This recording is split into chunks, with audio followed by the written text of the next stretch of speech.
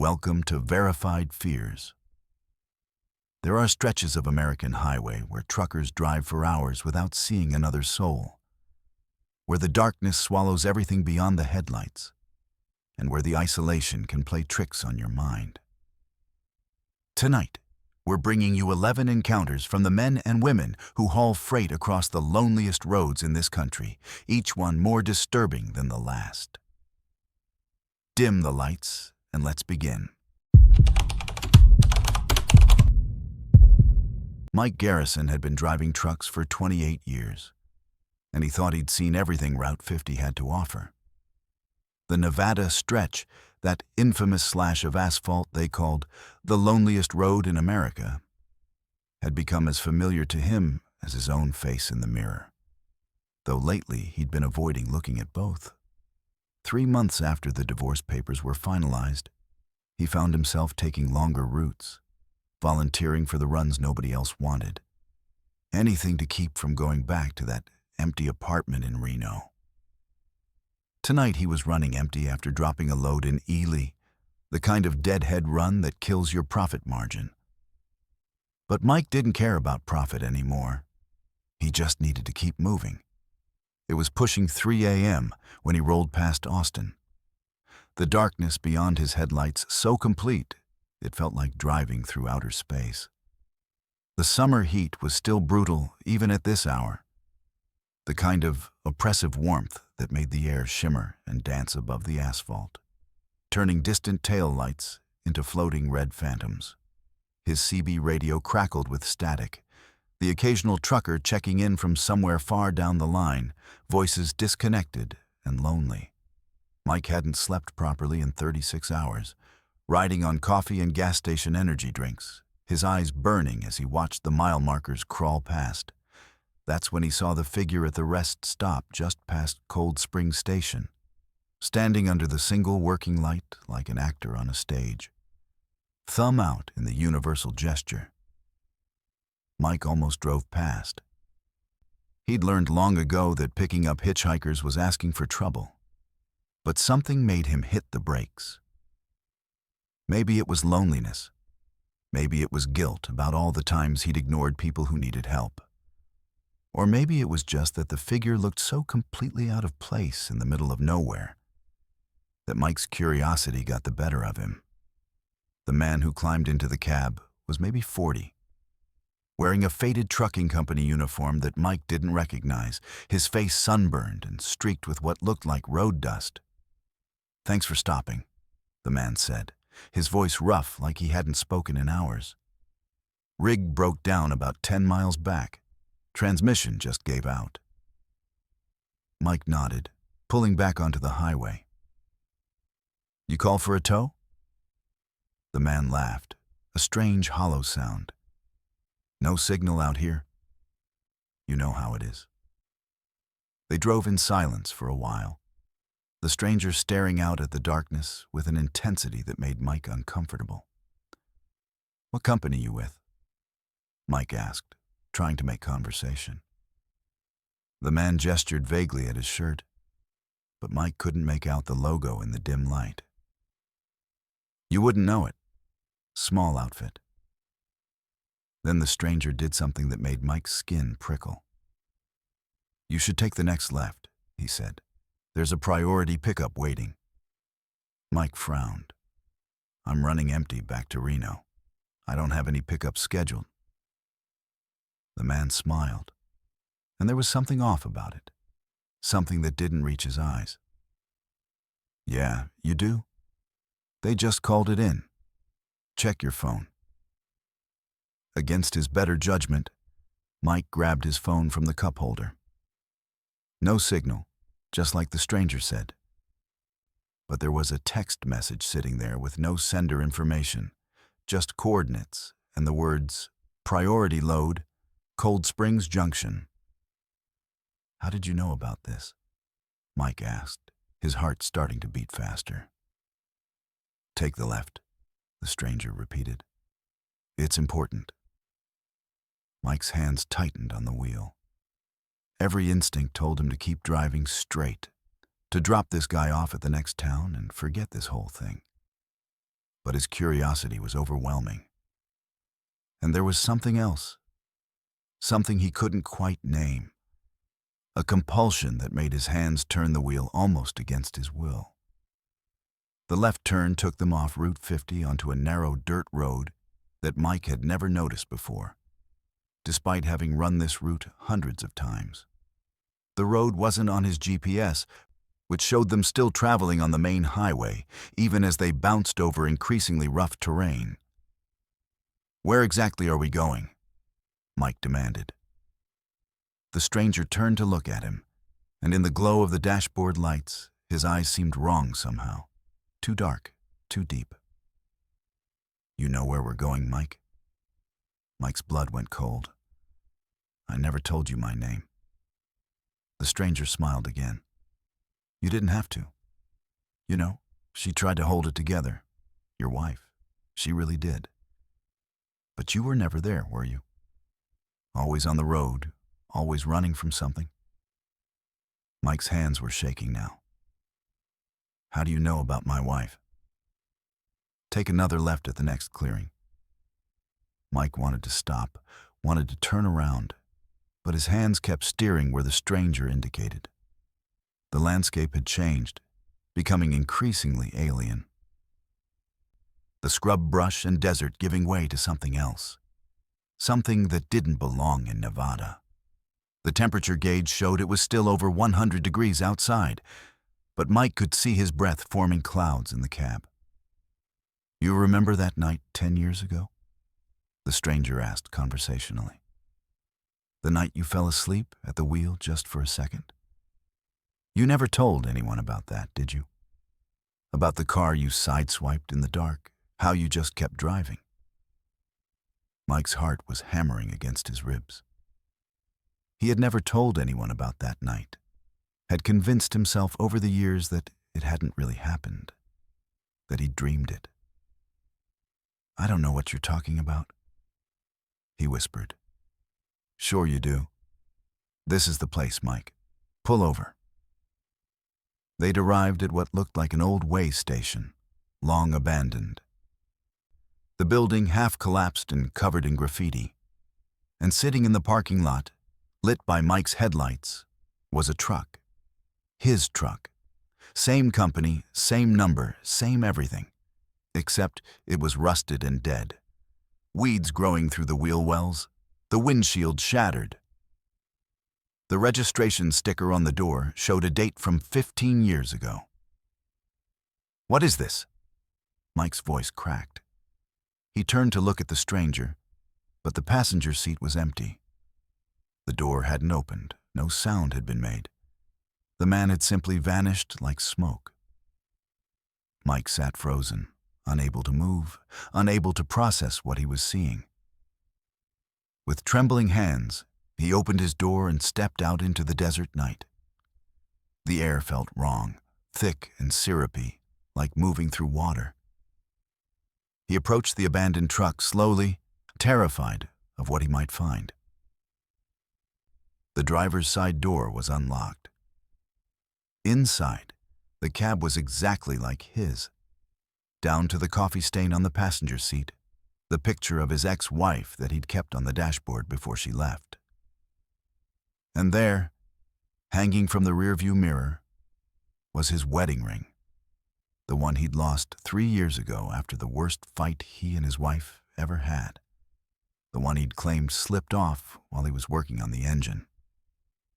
He reached out to touch it, and the world lurched. Mike opened his eyes to find himself back at the Cold Springs rest stop, his truck idling in the parking space, no passenger, no stranger. The clock on his dashboard showed that 3 hours had passed, but he had no memory of them. His logbook was open on the seat beside him, and someone had written in it, not in his handwriting, "You can't run from yourself forever." He looked down at his left hand. The wedding ring was back on his finger, cold against his skin, even though he distinctly remembered leaving it in a drawer in his apartment. His phone buzzed. A text from his ex-wife, the first communication they'd had in months. "I know you've been avoiding this, but we need to talk." There are things I never told you. Things about that night.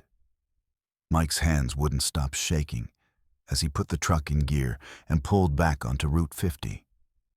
In his rearview mirror, he could see the rest stop shrinking behind him.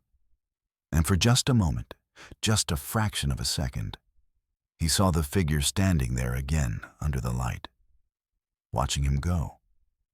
The strangest part, the part that would keep Mike awake for weeks afterward, wasn't the phantom truck or the missing time or even the wedding ring. It was the growing certainty, the absolute bone-deep knowledge that he'd been here before, had picked up this same hitchhiker, had made this same drive into the desert. Not once, but many times. Caught in a loop he couldn't remember until it was too late. And as the sun began to rise over the loneliest road in America, Mike realized with creeping horror that he couldn't remember where he was supposed to be going. Couldn't remember dropping off a load in Ely. Couldn't remember anything before stopping at that rest stop. He looked at the wedding ring on his finger, and in the growing light, he could see an inscription on the inside that definitely hadn't been there before. Until you remember. Mike drove on through the dawn, the highway stretching endlessly ahead, wondering if he'd ever really left that rest stop at all, or if he was still sitting there in the dark, waiting for someone to pick him up.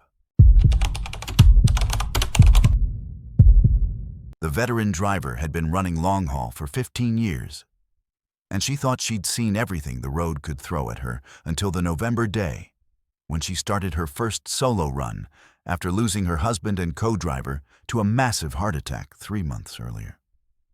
At 38, she'd never driven alone before, had always had him in the passenger seat navigating and keeping her company and sharing the endless miles.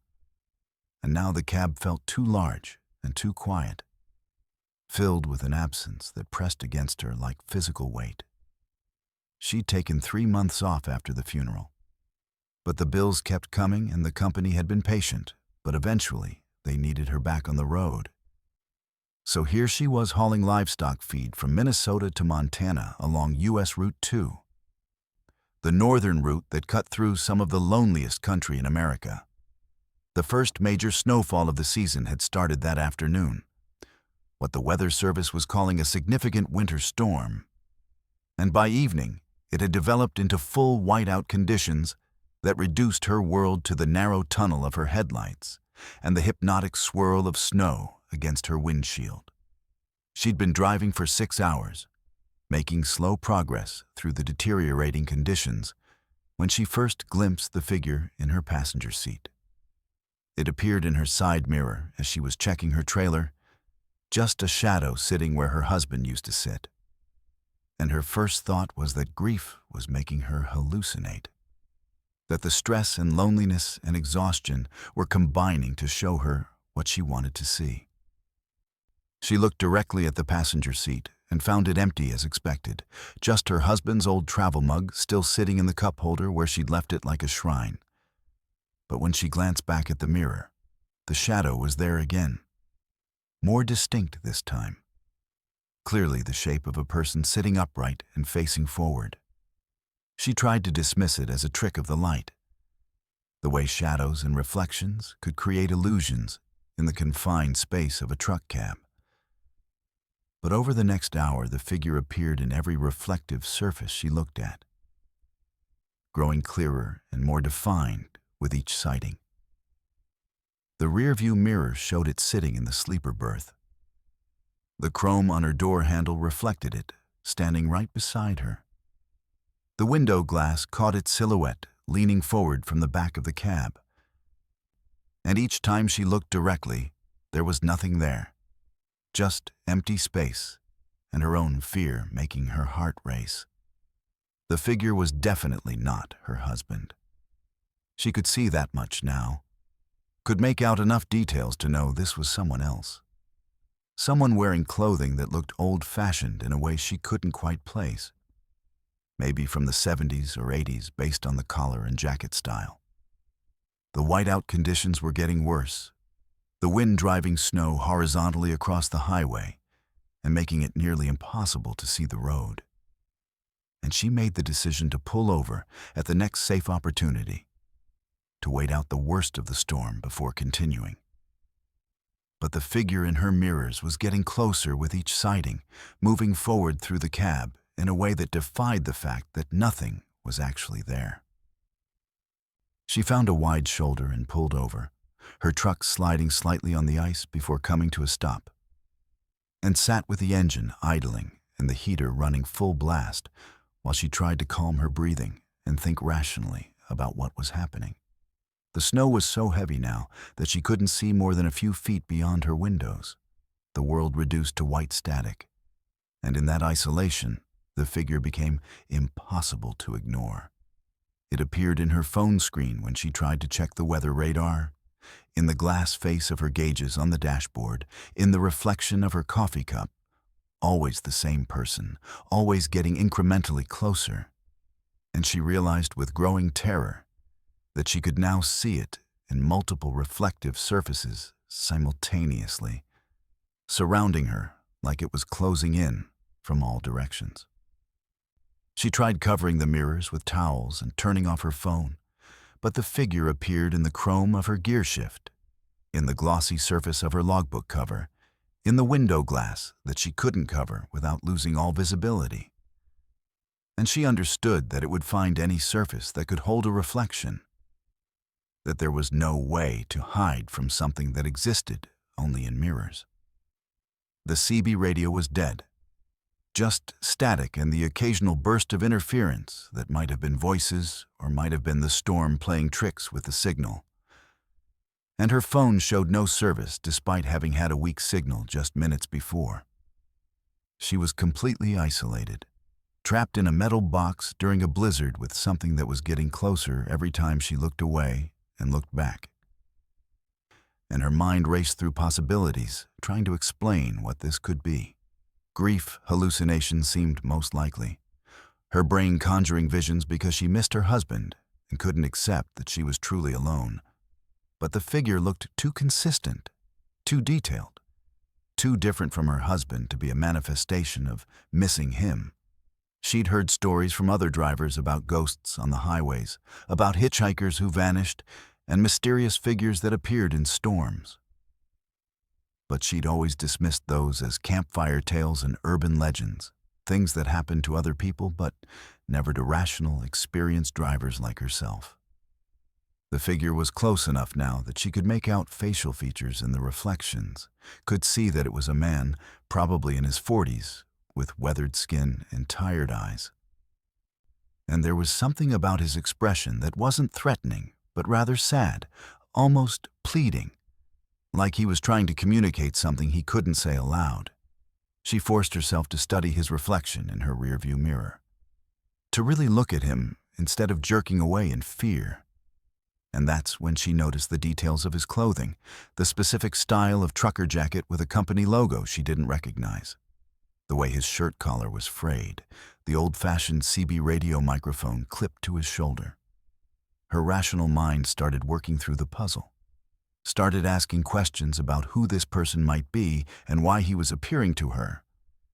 And on impulse, she grabbed her phone and searched for truck driver deaths on this highway, looking for accidents or incidents that might explain a ghost or a haunting. The search results loaded slowly on her weak signal, and what she found made her skin crawl with recognition and understanding.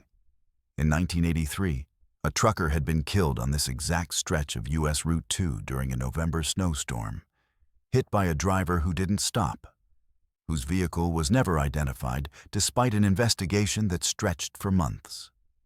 The victim's name was listed in the old news article, and beneath it was a grainy photograph of the man.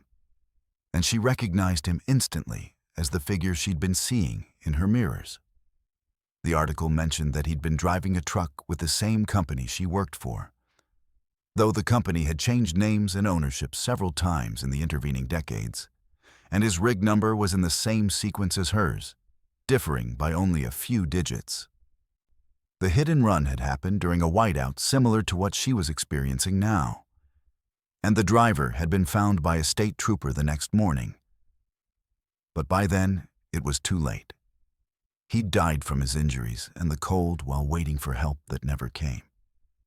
She looked up from her phone, and the figure was right there in her rearview mirror, close enough that she could see the frost on his jacket and the snow in his hair, and she realized he wasn't trying to scare her, but was looking for something. Searching for the vehicle that had hit him or the driver who'd never stopped, or maybe just acknowledgement that what happened to him mattered. She spoke aloud then, feeling foolish but also desperate, telling the reflection that she saw him, that she knew what had happened, that she was sorry no one had stopped to help him. The figure's expression changed, became less anguished and more peaceful, and she found herself talking more, describing how she'd found the article, confirming the details of the accident, acknowledging his death in a way that maybe no one else had since the case went cold. She told him about her husband, too, about how she understood what it meant to be left alone on the road, to have your journey end before you were ready. And as she spoke, the figure started to fade, becoming transparent, and then vanishing entirely from her mirrors. The storm began to clear almost immediately, the wind dropping and the snow tapering off, and she sat in the sudden quiet trying to process what had just happened. Her phone buzzed with an incoming text, the signal restored, and when she looked at it, she found a message from an unknown number with just 2 words and no other context. "Thank you." She tried to reply, but the message wouldn't send, showing an error that the number didn't exist. And when she checked her phone's history, there was no record of the incoming text, like it had never happened. She continued her route to Montana, making the delivery on time despite the delay from the storm. And it was only when she returned home and went through her husband's belongings, still packed in boxes she hadn't been able to face, that she found something that made everything even stranger.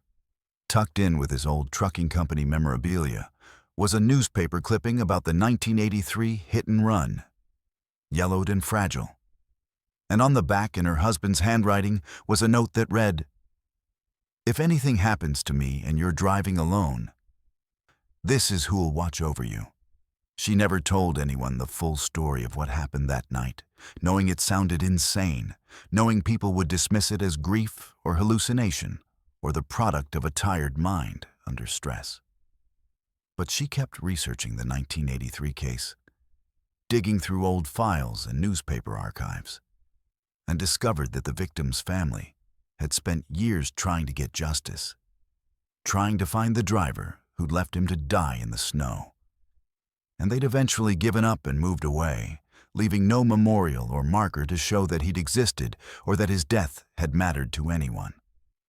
She drove back to US Route 2 during the summer, found the approximate location where the accident had happened based on the old police report, and installed a small memorial marker there with his name and dates. A simple acknowledgement that someone remembered. She never saw the figure in her mirrors again after that. Never experienced another supernatural occurrence during her years of driving. But she kept a photograph of the memorial on her dashboard next to her husband's travel mug. A reminder that the highways carry more than just cargo and living drivers. That sometimes the dead are still traveling too. Still looking for someone to acknowledge that they were here and that what happened to them wasn't right. The strangest part, the detail that she thinks about late at night when sleep won't come, is that her husband had that newspaper clipping for years before his death, had written that note about someone watching over her, like he'd known something she didn't. Like he'd encountered the same ghost on the same highway and understood what it meant. She'll never know if her husband had seen the figure too, if he'd made some kind of arrangement or promise that led to that night's encounter. But she likes to think that maybe the dead can help each other, that maybe her husband had asked this lonely ghost to keep an eye on her when he couldn't anymore, and that what she'd experienced wasn't a haunting but a kind of protection. Two lost souls making sure she didn't end up alone on a dark highway during a storm. She still drives Route 2, still makes that run several times a year, and sometimes when the weather turns bad and the isolation feels overwhelming, she glances at her mirrors and sees nothing. But she feels watched in a way that isn't frightening anymore. Feels accompanied by presences she can't see but knows are there, keeping vigil over the loneliest road in their own way. The former paramedic had made the career switch to trucking 3 years ago after burning out completely, after seeing too many things that couldn't be unseen and losing too many patients he couldn't save. The open road had seemed like a chance to escape all that, to haul medical supplies across the country without having to watch anyone suffer, without having to make life or death decisions in the back of a screaming ambulance. He'd chosen this profession specifically because it was solitary, predictable, and safe. Or at least, that's what he'd told himself when he walked away from emergency medicine and enrolled in CDL school. Tonight he was running I-80 through Wyoming, that desolate stretch between Rawlins and Rock Springs, where civilization seemed to disappear into endless sagebrush and dust. Hauling a load of medical equipment that ironically reminded him of everything he'd left behind. It was September, and dusk was settling over the landscape in shades of orange and brown. A dust storm rolling in from the west and turning the sky into something apocalyptic and strange. He pulled into a rest stop that looked half buried by years of drifting sand, one of those ancient facilities from the 70s that the state had clearly stopped maintaining decades ago, but never bothered to officially close. The building squatted low against the desert, its concrete walls stained and weathered, and only a handful of vehicles dotted the parking lot despite the approaching storm making it foolish to keep driving. His medical training had made him hyper-observant of details, a habit he'd never been able to shake. And as he walked toward the bathroom building, he noticed things that seemed off in ways he couldn't immediately articulate. The walls of the building appeared to expand slightly and then contract, a subtle movement that he initially dismissed as wind pressure. Except there was no wind inside the covered walkway leading to the entrance. He pushed through the door and found himself in a dimly lit bathroom that smelled of industrial cleaner and something else, something organic and unpleasant that reminded him of hospital corridors. The fluorescent lights flickered overhead, casting everything in that sickly green-white glow he associated with emergency rooms at 3 a.m., and he noticed that the other people in the rest stop moved with a strange lethargy, their actions slow and dreamlike, as if they were walking through water. An older man stood at the sink, washing his hands over and over, the water running continuously, his eyes unfocused and distant. A woman sat on the bench in the hallway, staring at nothing, her purse clutched to her chest and her breathing slow and rhythmic. He tried to make eye contact with them, to offer a nod of acknowledgement, but they looked through him as if he wasn't there, as if they were trapped in some private world he couldn't access. The bathroom stall door wouldn't stay latched, swinging open slowly whenever he tried to close it, and the walls felt warm to his touch when he braced himself. Warmer than they should be given the temperature outside, almost like touching living skin. He heard a sound beneath the hum of the ventilation system. A rhythmic noise that his medical training immediately recognized as similar to breathing, that wet, inhale-exhale pattern of lungs working. Except it was too deep, too slow, coming from the walls themselves. His rational mind tried to explain it away as pipes or ventilation, but his instincts were screaming that something was fundamentally wrong with this place, that he needed to leave immediately. He rushed back outside to the parking lot, and that's when he noticed the dust covering the other vehicles. Wasn't just from the approaching storm, but from days or weeks of accumulation. thick layers that suggested these cars and trucks had been sitting here far longer than any reasonable rest stop visit would require. He approached a sedan with dust so thick someone had written, "Wash me" in it. Except the dust beneath the writing was already starting to fill back in, and when he peered through the window, he saw personal belongings scattered inside, a child's toy, a woman's jacket, things people wouldn't normally leave behind. The other travelers he'd seen inside started emerging from the building, moving with that same strange slowness, and he called out to them asking if they needed help, if they were okay. But they didn't respond, just drifted toward their vehicles without any sign they'd heard him.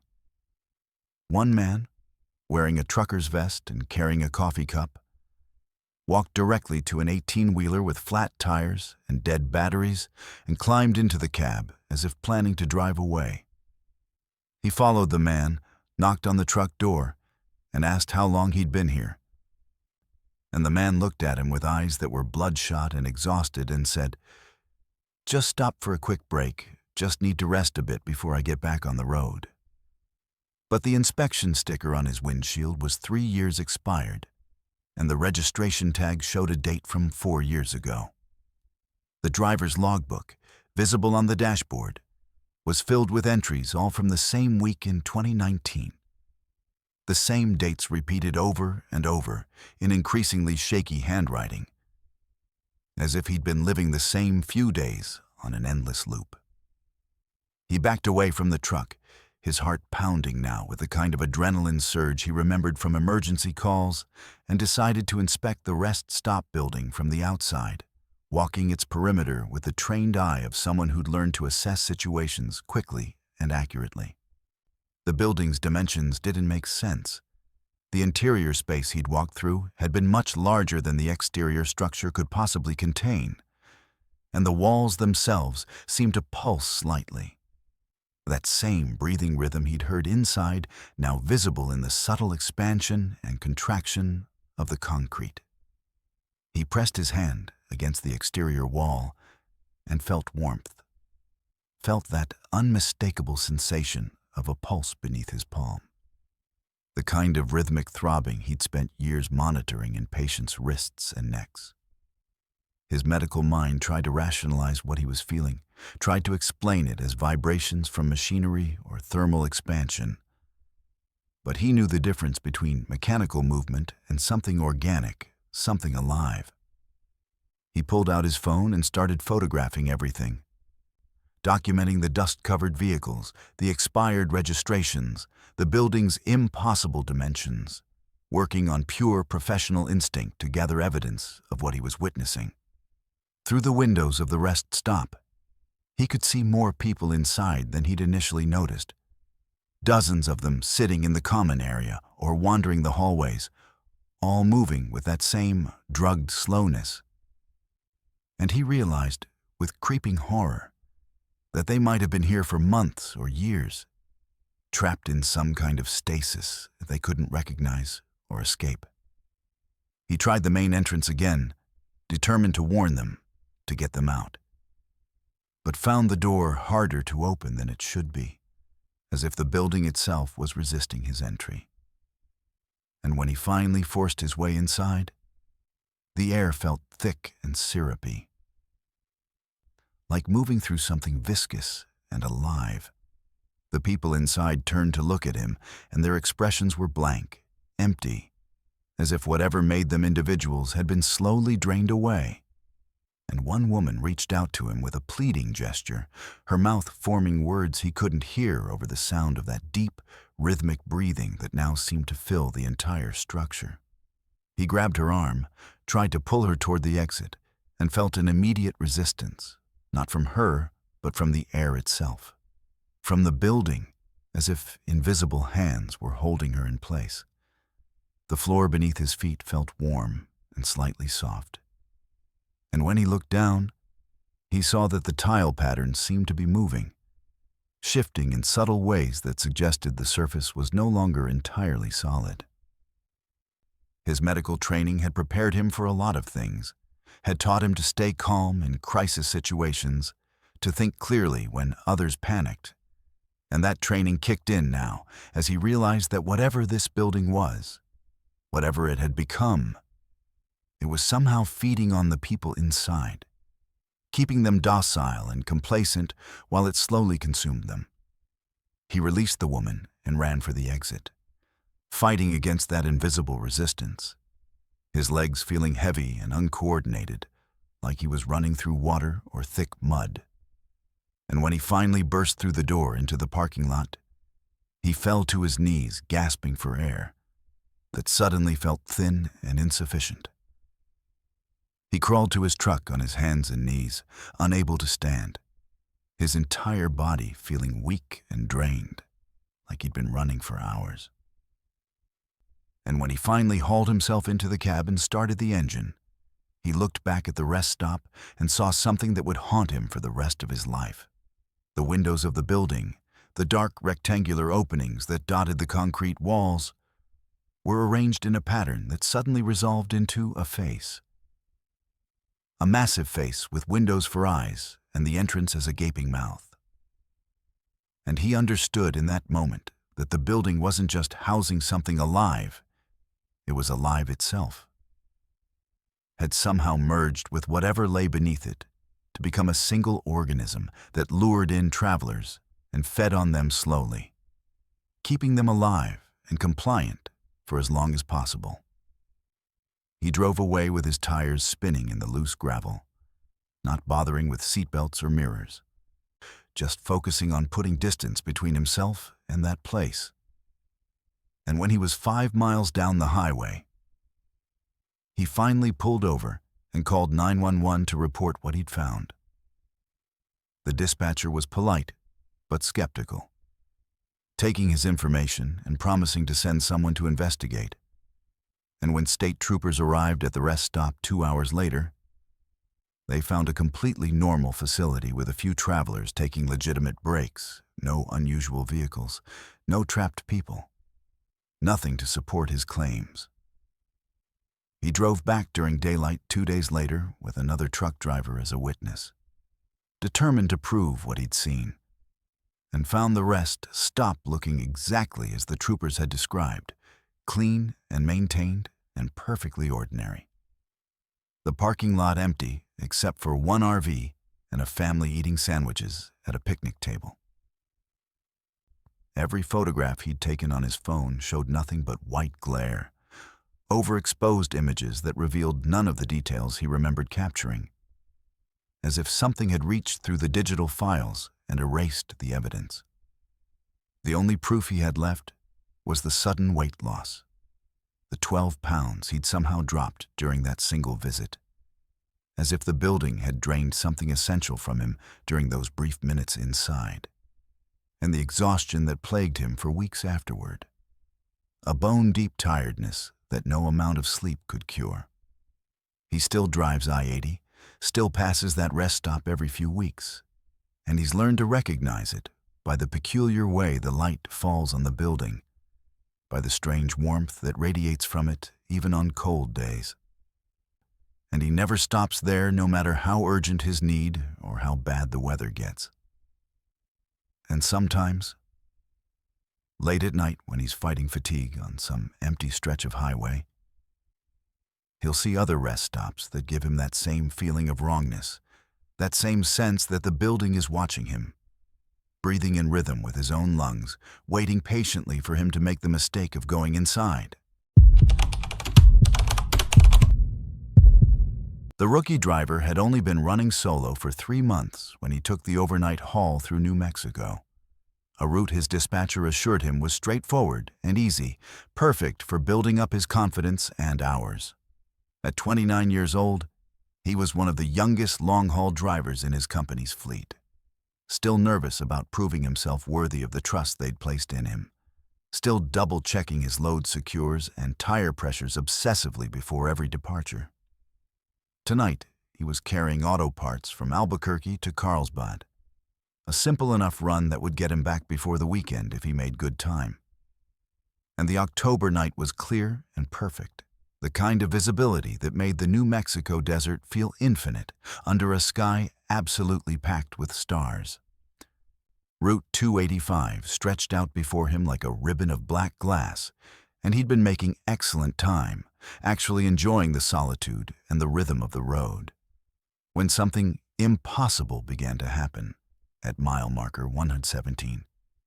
He passed the green reflective sign at 2:14 a.m. according to his dashboard clock, noting it automatically the way new drivers do, trying to build that mental map of highways that veterans seem to carry effortlessly in their heads.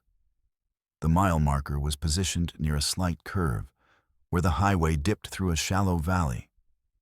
Nothing remarkable or memorable about it. Just another point on a road he'd never driven before tonight. He continued for what his speedometer and clock indicated was about 10 minutes of steady driving at 65 miles per hour, which should have put him around mile marker 127 or 128. But when the next mile marker appeared in his headlights, it read 117, the exact same marker he'd just passed. His first thought was that he'd misread the number the first time, that fatigue was playing tricks on his eyes, despite feeling alert and focused, so he made a mental note to pay closer attention and continued driving. The highway ahead looked exactly as it had before. The same gentle curves, the same scattered creosote bushes, the same overwhelming emptiness. And when his clock showed 2:26 a.m. and he'd driven for another calculated 10 minutes, the green sign that appeared read mile marker 117 again. This time there was no mistaking it, no possibility of misreading, and a cold feeling started spreading through his chest as he checked his GPS, which showed him traveling steadily southeast along Route 285. The blue line of his route progressing normally across the screen. He reached for his CB radio to ask if anyone else was experiencing anything strange, but got only static, which wasn't unusual on this empty stretch of highway at this hour. The dashboard clock now showed 2:36 a.m., and he'd been driving for 22 minutes since first passing mile marker 117, which meant he should be approaching mile marker 140. But he already knew with sick certainty what he was going to see when the next marker appeared. Mile marker 117 slid past his window again, and this time he slowed to a crawl, studying every detail of the landscape around it, looking for some explanation, some rational reason why he kept returning to this exact point. The marker itself looked completely ordinary. Standard issue highway department, no damage or graffiti, positioned next to a pile of rocks that might have been a collapsed fence post. He memorized the rocks, the specific pattern of scattered debris, the angle of a dead yucca plant leaning against a boulder. 10 minutes later, he passed the exact same rocks, the exact same dead yucca, the exact same mile marker 117, and the pattern of the debris was identical down to the smallest detail. His hands started shaking on the wheel, and he fought down the rising panic by focusing on procedure, on the practical steps he'd been taught in training for handling unusual situations. He tried his phone but had no signal, tried the CB again but got only that endless static, tried checking his fuel gauge, which showed he'd used approximately a half tank since leaving Albuquerque, even though he'd only been driving for a few hours. The math didn't work. None of this worked. And he was trapped in some kind of impossible loop that his mind refused to accept, even as the evidence mounted with each repetition. On the fourth pass through mile marker 117, he noticed something new. His coffee cup, which he'd filled at a truck stop and been sipping steadily, was fuller than it had been a few minutes ago, as if time was somehow resetting small details along with his position on the highway. He tried different strategies on subsequent loops, varying his speed, changing lanes, even briefly stopping his truck completely at mile marker 117 to break whatever pattern was holding him. But nothing worked. Each loop took exactly 12 minutes according to his dashboard clock. And at the end of those 12 minutes, mile marker 117 would appear again, no matter what he did. On the seventh loop, something changed in a way that made his blood freeze completely. he saw himself pulled over on the shoulder just past the mile marker, saw his own truck with its distinctive company logo and the small dent in the passenger door that he'd gotten during his very first solo parking attempt. He slowed as he approached, watching his other self standing outside the truck talking to a state trooper whose patrol car was parked behind the 18-wheeler. And he laid on his horn trying to get their attention, trying to warn himself of what was happening. But neither figure reacted to the sound. He passed within feet of his own truck, close enough to see his own face in conversation with the trooper. And neither of them turned to look, as if he and his truck were somehow invisible or existing in a different reality. The next loop was even worse because his pulled-over self was gone. But as he passed through mile marker 117, he saw his own truck approaching from ahead, headlights bright in his eyes, and he swerved to avoid collision. But the other truck passed through his space without impact, like driving through fog or projection. He pulled over then, his heart hammering, and opened his logbook with shaking hands, only to discover 7 different timestamps for mile marker 117. 7 separate entries in his own handwriting, documenting 7 different loops through this same location. Except he had no memory of writing most of them. The most recent entry, dated just minutes ago according to the timestamp, read, "Stopped at 117, refused to continue, broke the loop." But he hadn't written that, hadn't stopped, had been driving continuously through each repetition. The dashboard clock showed 3:26 a.m. now, 72 minutes since he'd first passed this marker, which meant he'd completed 6 loops. But his logbook showed 7 entries, which meant somewhere in this nightmare he'd lost track of a complete cycle, 12 minutes that existed in his logbook, but not in his memory. He started the truck again, determined to break free by any means necessary. And on the 8th loop, he made a decision that seemed to come from some instinct deeper than rational thought. Instead of continuing past mile marker 117 or trying to speed through it, he pulled onto the shoulder exactly at the marker, turned off his engine completely, and waited, watching the dashboard clock count down the 12 minutes. At first, nothing happened. Just the usual night sounds of the desert, the tick of cooling metal, the whisper of wind through the cab's ventilation. But as the clock approached the 12-minute mark, the quality of the darkness outside changed, became thicker and more absolute, like the universe was holding its breath. The 12-minute mark came and went, and for the first time since this started, he didn't find himself approaching mile marker 117 again. The clock kept advancing normally, showing 3:38, then 3:39, then 3:40, and the mile marker beside his truck remained mile marker 117, unchanged and unchanging. He sat there for exactly 12 minutes by his watch, refusing to move or start the engine. And when that time had passed, he felt something shift in the air around him. Felt reality snap back into its normal configuration like a rubber band released from tension. He started his truck and continued southeast, and the next mile marker that appeared was 118, then 119, then 120, and the GPS and clock and fuel gauge all seemed to be functioning normally again. He drove the rest of the route in a state of shock, jumping at every mile marker, convinced the loop would start again. But he made it to Carlsbad without further incident just as the sun was rising over the oil fields and scattered towns. At the delivery warehouse, the receiving clerk looked at his paperwork and frowned, asking why his timestamps showed such a huge gap between Albuquerque and Carlsbad for what should have been a 4-hour drive, and he had no answer that wouldn't sound insane. So he mumbled something about road construction and delays, and signed the delivery forms with hands that still hadn't stopped trembling. It was only later, after he'd found a motel and tried to sleep, that he noticed the note tucked into his sun visor, written in his own handwriting on a page torn from his logbook. The message was simple and terrifying. "Don't stop at 117." He had no memory of writing it, couldn't explain how it had gotten there. But the handwriting was unmistakably his own, and the ink looked fresh, like it had been written just hours ago.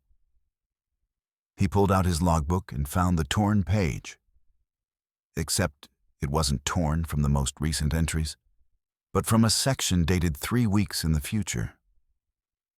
Pages he hadn't lived through yet, pages that shouldn't exist. The implications of that made his head spin.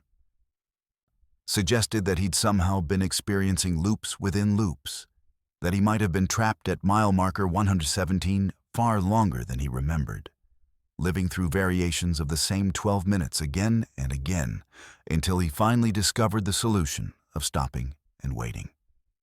The worst part came when he checked his phone and found text messages from his dispatcher asking where he was, why he hadn't checked in.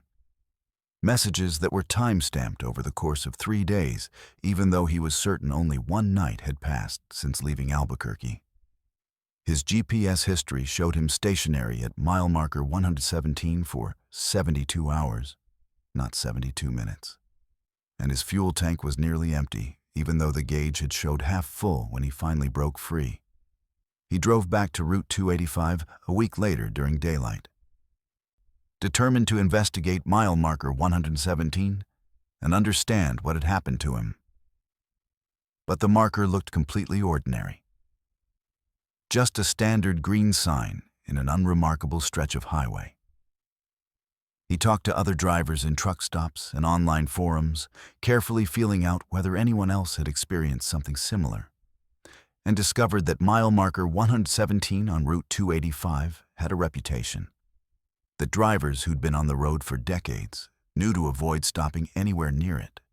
That there were whispered stories of trucks that had disappeared for hours or days before reappearing with drivers who couldn't explain the missing time. He still drives long-haul routes, still takes overnight runs through remote areas. But now he carries a different kind of awareness. A recognition that the highways cutting through America's empty spaces might harbor things that don't obey the normal rules of time and space. And on his dashboard, laminated and permanently visible, he keeps that note in his own handwriting warning him about mile marker 117. A reminder that some roads can trap you in moments that repeat forever unless you have the courage to stop moving and let time catch up with wherever you've been stranded. He's never driven Route 285 again, refuses every run that would take him through that section of New Mexico. And when other rookie drivers ask him for advice about overnight routes, he always tells them the same thing. If you ever find yourself passing the same mile marker twice, don't panic, don't speed up, and whatever you do, don't try to outrun it because you can't outrun a loop in time. You can only stop and wait for it to release you back into the world that makes sense. The driver had been running long haul for 23 years, building what he told everyone was a clean record and a solid reputation. But the truth was more complicated than his employment file suggested. At 47, he'd managed to reinvent himself after serving 3 years for vehicular manslaughter. A conviction that came from a bar fight that escalated into something deadly when he was 24. Young and stupid and full of rage he didn't know how to control. The court had been lenient because it was technically an accident. Because the other man had thrown the first punch. Because everyone agreed it was a tragic situation with no real winners. But the driver knew the truth that he'd never spoken aloud. It hadn't been self-defense, not really. And the man who died that night on the wet asphalt behind that Oklahoma dive bar had been trying to walk away when the fatal blow landed. He'd spent 2 decades running from that truth, putting miles and years between himself and the person he'd been, hauling furniture across the country and telling himself he'd paid his debt and deserved the second chance he'd been given.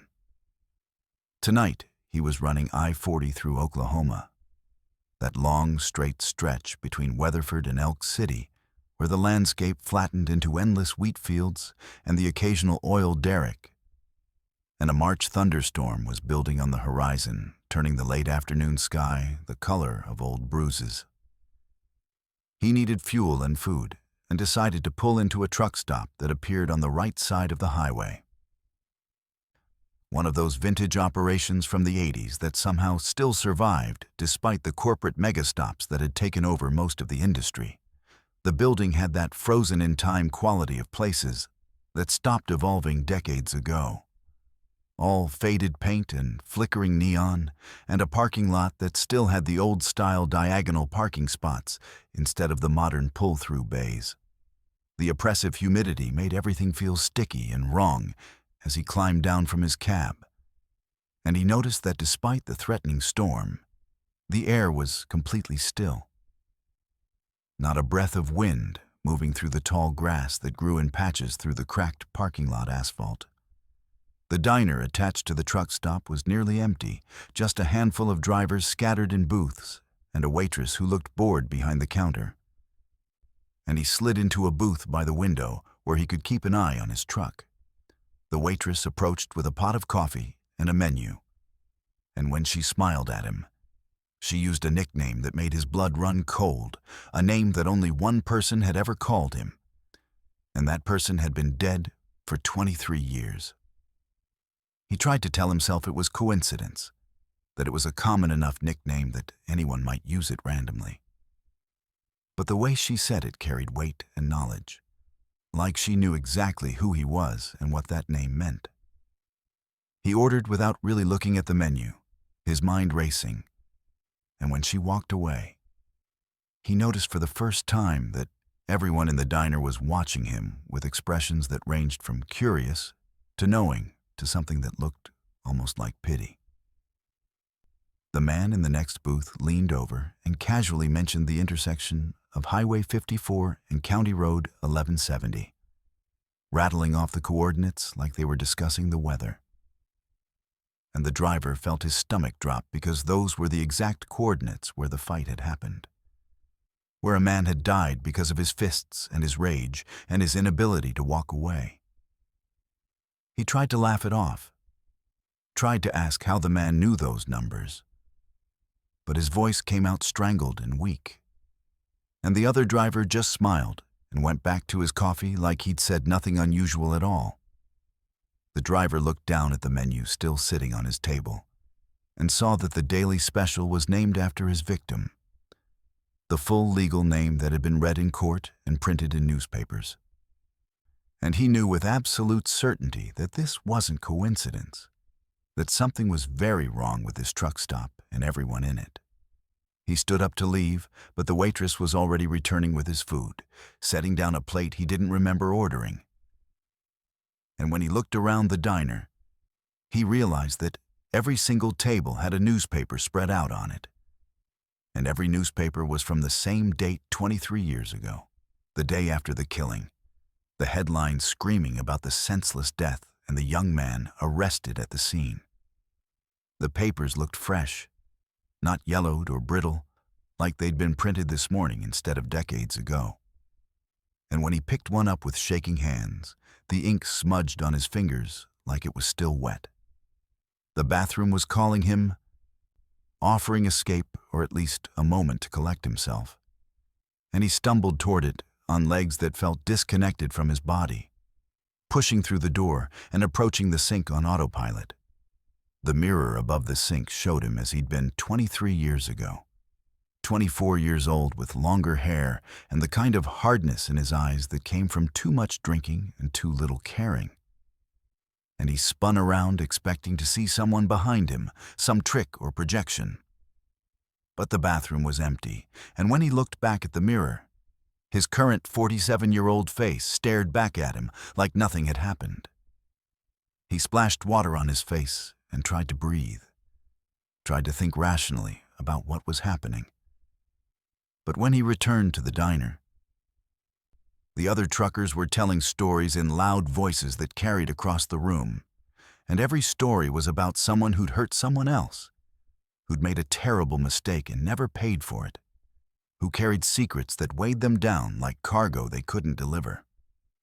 One man described hitting a pedestrian and driving away, never reporting it, never stopping to see if the person survived. Another talked about a fight that went too far, about leaving someone injured and alone on a dark road. A woman described a moment of road rage that caused an accident she'd never admitted to causing. Each story was different, but the pattern was the same. And he realized with creeping horror that everyone in this truck stop was here for the same reason, that they'd all done something terrible and gotten away with it. And somehow this place knew their secrets and was forcing them to confront what they'd done. He tried to leave again, walking quickly toward the exit, his keys already in his hand. But when he pushed through the door into the parking lot, his truck wouldn't start, the engine turning over weakly and then dying completely, despite having been running perfectly fine when he'd pulled in. He tried again and again, pumping the gas and checking connections and doing everything his years of experience had taught him. But the truck was dead, as if something had drained all the life from its batteries and electrical system. Other drivers were trying to leave too. He could see them in their cabs, could hear their starters grinding uselessly. And he understood that none of them were going anywhere until this place was finished with them. He walked back inside because there was nowhere else to go, and found that the victim was sitting in his booth now. Not the victim as he'd been at the moment of death, but as he might have looked if he'd lived these 23 years, aged and weathered and wearing an expression that wasn't angry or vengeful, but just infinitely sad.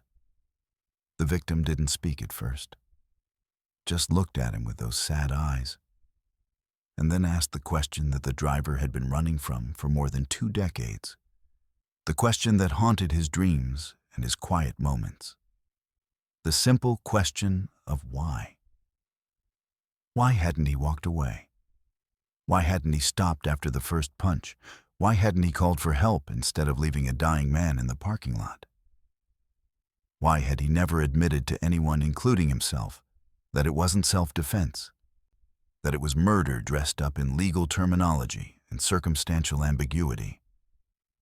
The driver found himself talking, confessing things he'd never said aloud, telling the truth about that night in ways he'd never allowed himself to think about.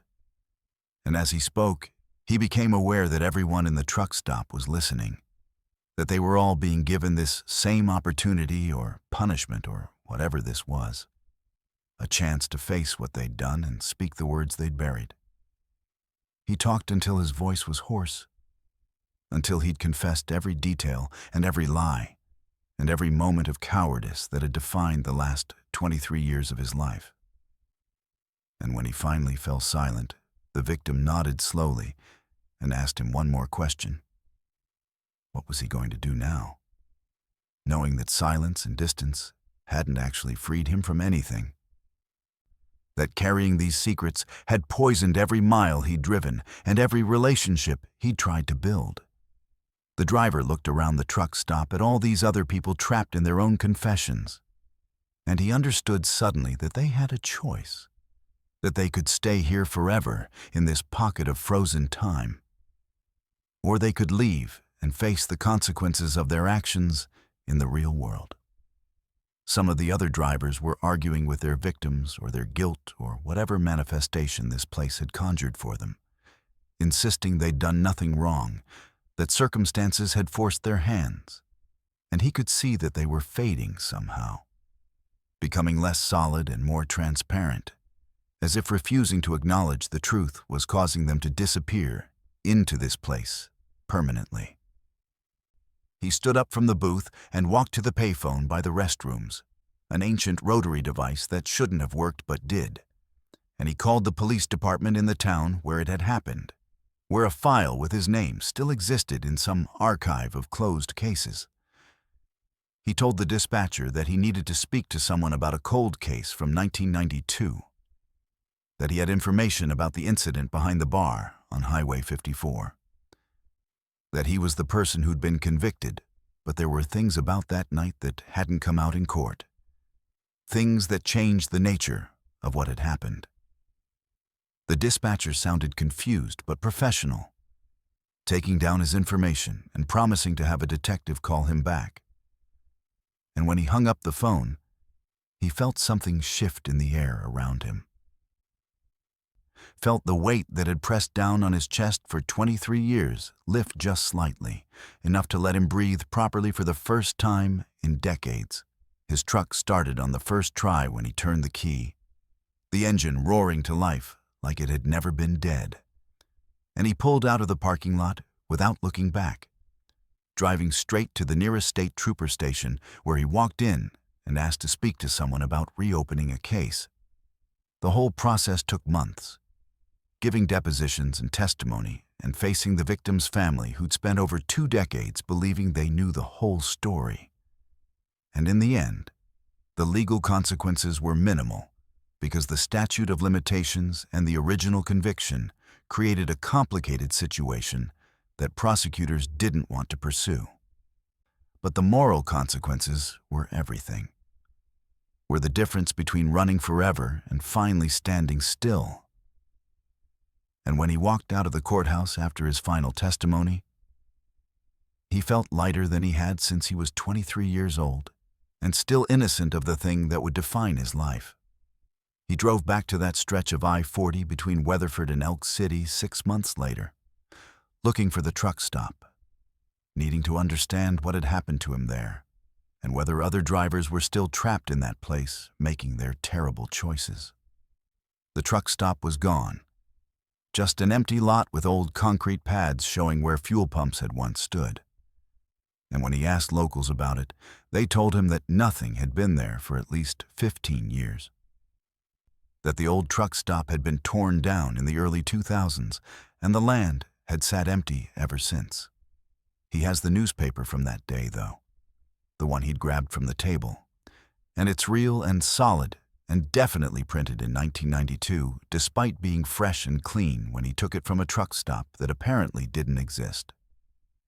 He doesn't drive long haul anymore, couldn't go back to that life after everything that happened.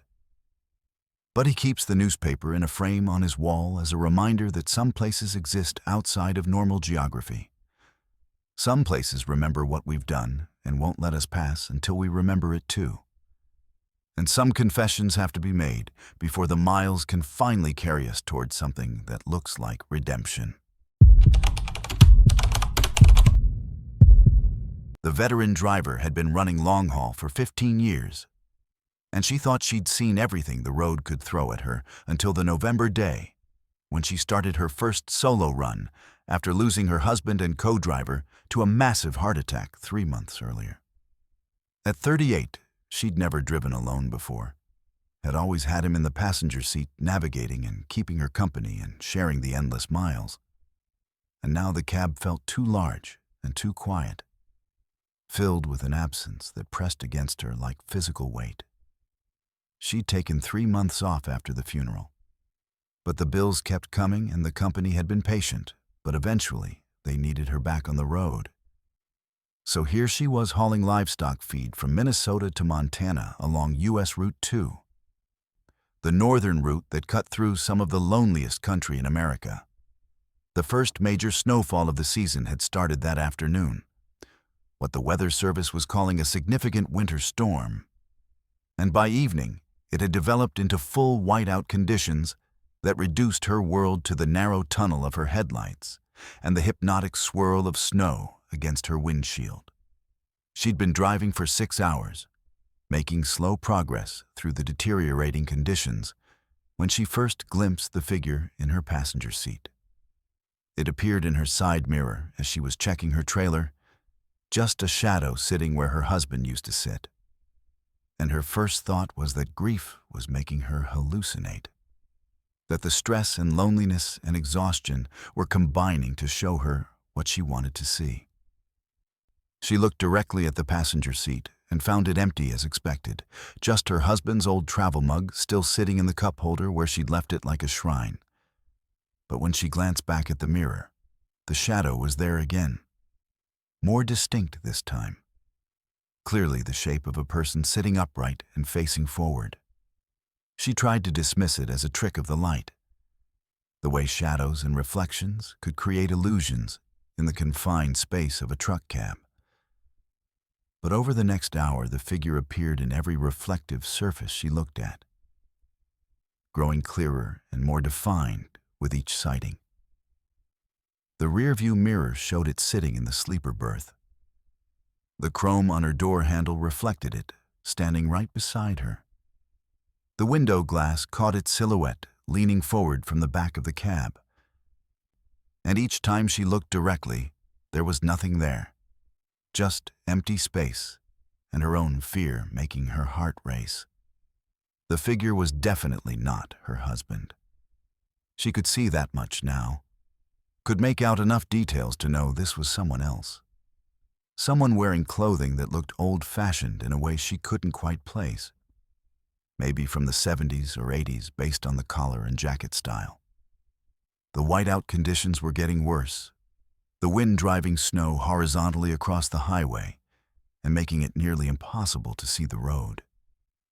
And she made the decision to pull over at the next safe opportunity, to wait out the worst of the storm before continuing. But the figure in her mirrors was getting closer with each sighting, moving forward through the cab in a way that defied the fact that nothing was actually there. She found a wide shoulder and pulled over, her truck sliding slightly on the ice before coming to a stop, and sat with the engine idling and the heater running full blast while she tried to calm her breathing and think rationally about what was happening. The snow was so heavy now that she couldn't see more than a few feet beyond her windows, the world reduced to white static, and in that isolation, the figure became impossible to ignore. It appeared in her phone screen when she tried to check the weather radar, in the glass face of her gauges on the dashboard, in the reflection of her coffee cup. Always the same person, always getting incrementally closer.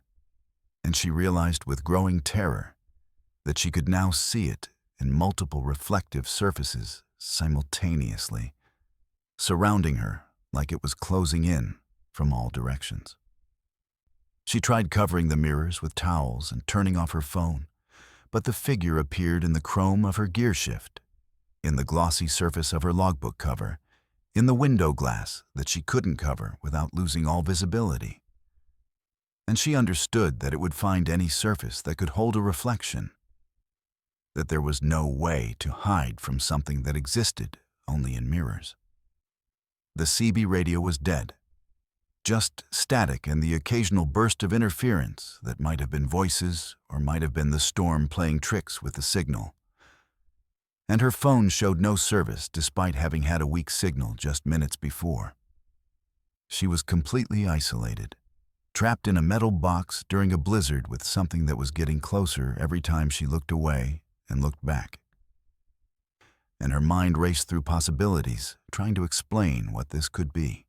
Grief hallucination seemed most likely, her brain conjuring visions because she missed her husband and couldn't accept that she was truly alone. But the figure looked too consistent, too detailed, too different from her husband to be a manifestation of missing him. She'd heard stories from other drivers about ghosts on the highways, about hitchhikers who vanished, and mysterious figures that appeared in storms. But she'd always dismissed those as campfire tales and urban legends, things that happened to other people but never to rational, experienced drivers like herself. The figure was close enough now that she could make out facial features in the reflections, could see that it was a man, probably in his 40s, with weathered skin and tired eyes. And there was something about his expression that wasn't threatening, but rather sad, almost pleading, like he was trying to communicate something he couldn't say aloud. She forced herself to study his reflection in her rearview mirror, to really look at him instead of jerking away in fear. And that's when she noticed the details of his clothing, the specific style of trucker jacket with a company logo she didn't recognize, the way his shirt collar was frayed, the old-fashioned CB radio microphone clipped to his shoulder. Her rational mind started working through the puzzle, started asking questions about who this person might be and why he was appearing to her. And on impulse, she grabbed her phone and searched for truck driver deaths on this highway, looking for accidents or incidents that might explain a ghost or a haunting. The search results loaded slowly on her weak signal, and what she found made her skin crawl with recognition and understanding. In 1983, a trucker had been killed on this exact stretch of US Route 2 during a November snowstorm, hit by a driver who didn't stop, whose vehicle was never identified despite an investigation that stretched for months. The victim's name was listed in the old news article, and beneath it was a grainy photograph of the man, and she recognized him instantly as the figure she'd been seeing in her mirrors. The article mentioned that he'd been driving a truck with the same company she worked for, though the company had changed names and ownership several times in the intervening decades, and his rig number was in the same sequence as hers, differing by only a few digits. The hit and run had happened during a whiteout similar to what she was experiencing now, and the driver had been found by a state trooper the next morning. But by then, it was too late. He'd died from his injuries and the cold while waiting for help that never came. She looked up from her phone, and the figure was right there in her rearview mirror, close enough that she could see the frost on his jacket and the snow in his hair, and she realized he wasn't trying to scare her, but was looking for something. Searching for the vehicle that had hit him or the driver who'd never stopped, or maybe just acknowledgement that what happened to him mattered. She spoke aloud then, feeling foolish but also desperate, telling the reflection that she saw him, that she knew what had happened, that she was sorry no one had stopped to help him. The figure's expression changed, became less anguished and more peaceful, and she found herself talking more, describing how she'd found the article, confirming the details of the accident, acknowledging his death in a way that maybe no one else had since the case went cold. She told him about her husband, too, about how she understood what it meant to be left alone on the road, to have your journey end before you were ready. And as she spoke, the figure started to fade, becoming transparent, and then vanishing entirely from her mirrors. The storm began to clear almost immediately, the wind dropping and the snow tapering off, and she sat in the sudden quiet trying to process what had just happened. Her phone buzzed with an incoming text, the signal restored, and when she looked at it, she found a message from an unknown number with just 2 words and no other context. "Thank you." She tried to reply, but the message wouldn't send, showing an error that the number didn't exist, and when she checked her phone's history, there was no record of the incoming text, like it had never happened. She continued her route to Montana, making the delivery on time despite the delay from the storm. And it was only when she returned home and went through her husband's belongings, still packed in boxes she hadn't been able to face, that she found something that made everything even stranger. Tucked in with his old trucking company memorabilia was a newspaper clipping about the 1983 hit and run, yellowed and fragile. And on the back in her husband's handwriting was a note that read, "If anything happens to me and you're driving alone, this is who'll watch over you." She never told anyone the full story of what happened that night, knowing it sounded insane, knowing people would dismiss it as grief or hallucination, or the product of a tired mind under stress. But she kept researching the 1983 case, digging through old files and newspaper archives, and discovered that the victim's family had spent years trying to get justice, trying to find the driver who'd left him to die in the snow. And they'd eventually given up and moved away, leaving no memorial or marker to show that he'd existed or that his death had mattered to anyone. She drove back to US Route 2 during the summer, found the approximate location where the accident had happened based on the old police report, and installed a small memorial marker there with his name and dates. A simple acknowledgement that someone remembered. She never saw the figure in her mirrors again after that. Never experienced another supernatural occurrence during her years of driving.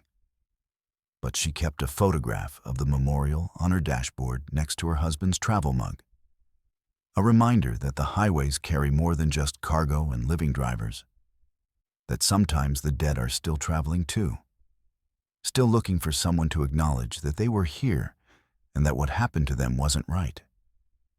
The strangest part, the detail that she thinks about late at night when sleep won't come, is that her husband had that newspaper clipping for years before his death, had written that note about someone watching over her, like he'd known something she didn't.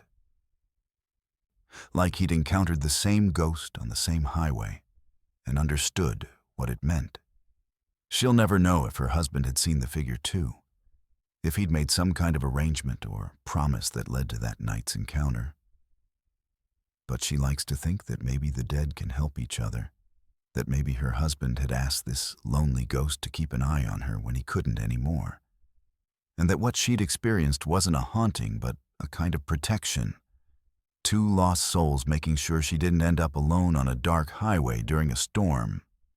She still drives Route 2, still makes that run several times a year, and sometimes when the weather turns bad and the isolation feels overwhelming, she glances at her mirrors and sees nothing. But she feels watched in a way that isn't frightening anymore. Feels accompanied by presences she can't see but knows are there, keeping vigil over the loneliest road in their own way. The old-school trucker had been driving for 32 years, and he'd watched the profession transform from something analog and human into a digital operation run by satellites and algorithms and screens that tracked every mile and every minute. At 56, he was one of the last holdouts against modern technology, refusing to use GPS navigation or fancy communication systems, relying entirely on CB radio and paper maps the way he'd learned when he first climbed into a truck at age 24. His dispatcher had long since given up trying to get him to adopt the tracking software and digital logbooks that everyone else used, accepting that he'd do things his way until he retired or died, whichever came first. Tonight, he was hauling construction materials from Phoenix to Las Vegas on Route 93 through Arizona. That brutal stretch of desert highway that cut through the Hualapai Reservation and some of the emptiest country in the lower 48. It was July and past midnight, but the residual heat from the day still radiated off the asphalt in waves that made the road shimmer and dance. And an electrical storm was building on the distant horizon, lightning flickering without rain in that peculiar desert way. His CB radio had been quiet for the last hour, which wasn't unusual on this lonely stretch, just the occasional burst of static and the whisper of distant conversations too faint to make out clearly. He was between Wickenburg and Wiki Up when the static resolved suddenly into a clear voice, describing something that made him sit up straighter and pay attention. The voice, gravelly and tired, was describing a deer about to cross the road in exactly the spot where the driver's high beams would catch it, giving specific details about the size and the direction it would come from. The driver instinctively scanned the road ahead, and sure enough, exactly 5 seconds after the voice finished speaking, a doe bounded out of the desert and across the highway precisely where and how the voice had predicted. He keyed his mic to ask who was broadcasting and how they'd known about the deer, but got only static in response, like no one was there to hear his question. 10 minutes later, the voice came back, this time describing a piece of tire tread on the road ahead that could cause damage if he hit it, giving him time to swerve around debris that appeared exactly where predicted, exactly when predicted. The voice described the next mile marker before he reached it, described a slight dip in the road that would make his cargo shift, described his own thoughts about needing to refuel soon before he'd consciously registered the thought himself. He tried switching CB channels, but the voice followed him, continuing its running commentary on everything happening around and to him. And when he tried his AM radio instead, the same voice came through between bursts of static, predicting road conditions and hazards with perfect accuracy, always exactly 7 seconds before they occurred. His hands started sweating on the wheel because he'd been driving long enough to know when something was genuinely wrong, when the universe was behaving in ways that violated the basic rules of how things worked. The voice began describing personal memories then. Things he'd never told anyone, quiet moments from his childhood, and failures from his marriage, and regrets from 3 decades of life on the road. It spoke about the time he'd missed his daughter's graduation because he'd prioritized a delivery, about the affair he'd had with a waitress in Tucson that he'd never confessed, about the accident he'd witnessed but never reported because stopping would have meant missing a deadline. Each revelation was delivered in that same tired, gravelly voice, not judgmental but matter-of-fact, like reading from a book that contained his entire life in perfect detail. He tried turning off the radio completely, pulling the plug from the back and cutting power to the unit. But the voice continued anyway, coming from the speakers even though the display was dark and the power was disconnected. And he realized with creeping horror that whatever was happening had nothing to do with the actual radio equipment. The predictions became more urgent then, shifting from observations to warnings about dangerous situations before they materialized.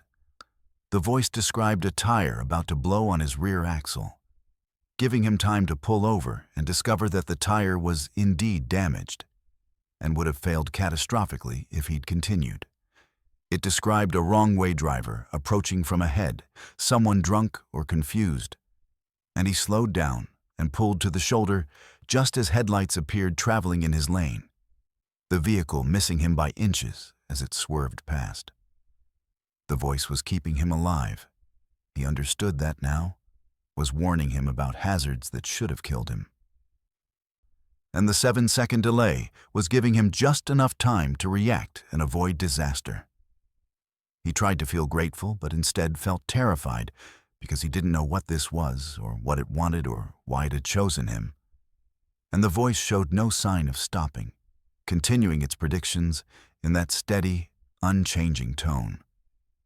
The electrical storm was closer now, the lightning creating constant flickering illumination on the horizon. And the voice began describing his own death. It spoke in clinical detail about a rollover accident that would happen in the next few minutes, describing the way his truck would lose traction on an oil slick he couldn't see, the way the trailer would jackknife and pull him off the road, the way the cab would roll 3 times before coming to rest on its roof, with him trapped inside bleeding and unconscious. The voice counted down from 7, marking the seconds until this death would occur. And he had to make an impossible decision about whether to trust a disembodied voice predicting his own demise or ignore it and hope it was wrong. At 3 seconds, he wrenched the wheel hard right, pulling onto the shoulder with no visible reason. And a pickup truck screamed past in his lane, driving the wrong way at high speed. A drunk driver or someone fleeing something, traveling at least 90 miles per hour directly where his truck would have been. The voice went silent immediately after the near miss, cutting off mid-word like someone had flipped a switch, and every electronic device in his truck died simultaneously.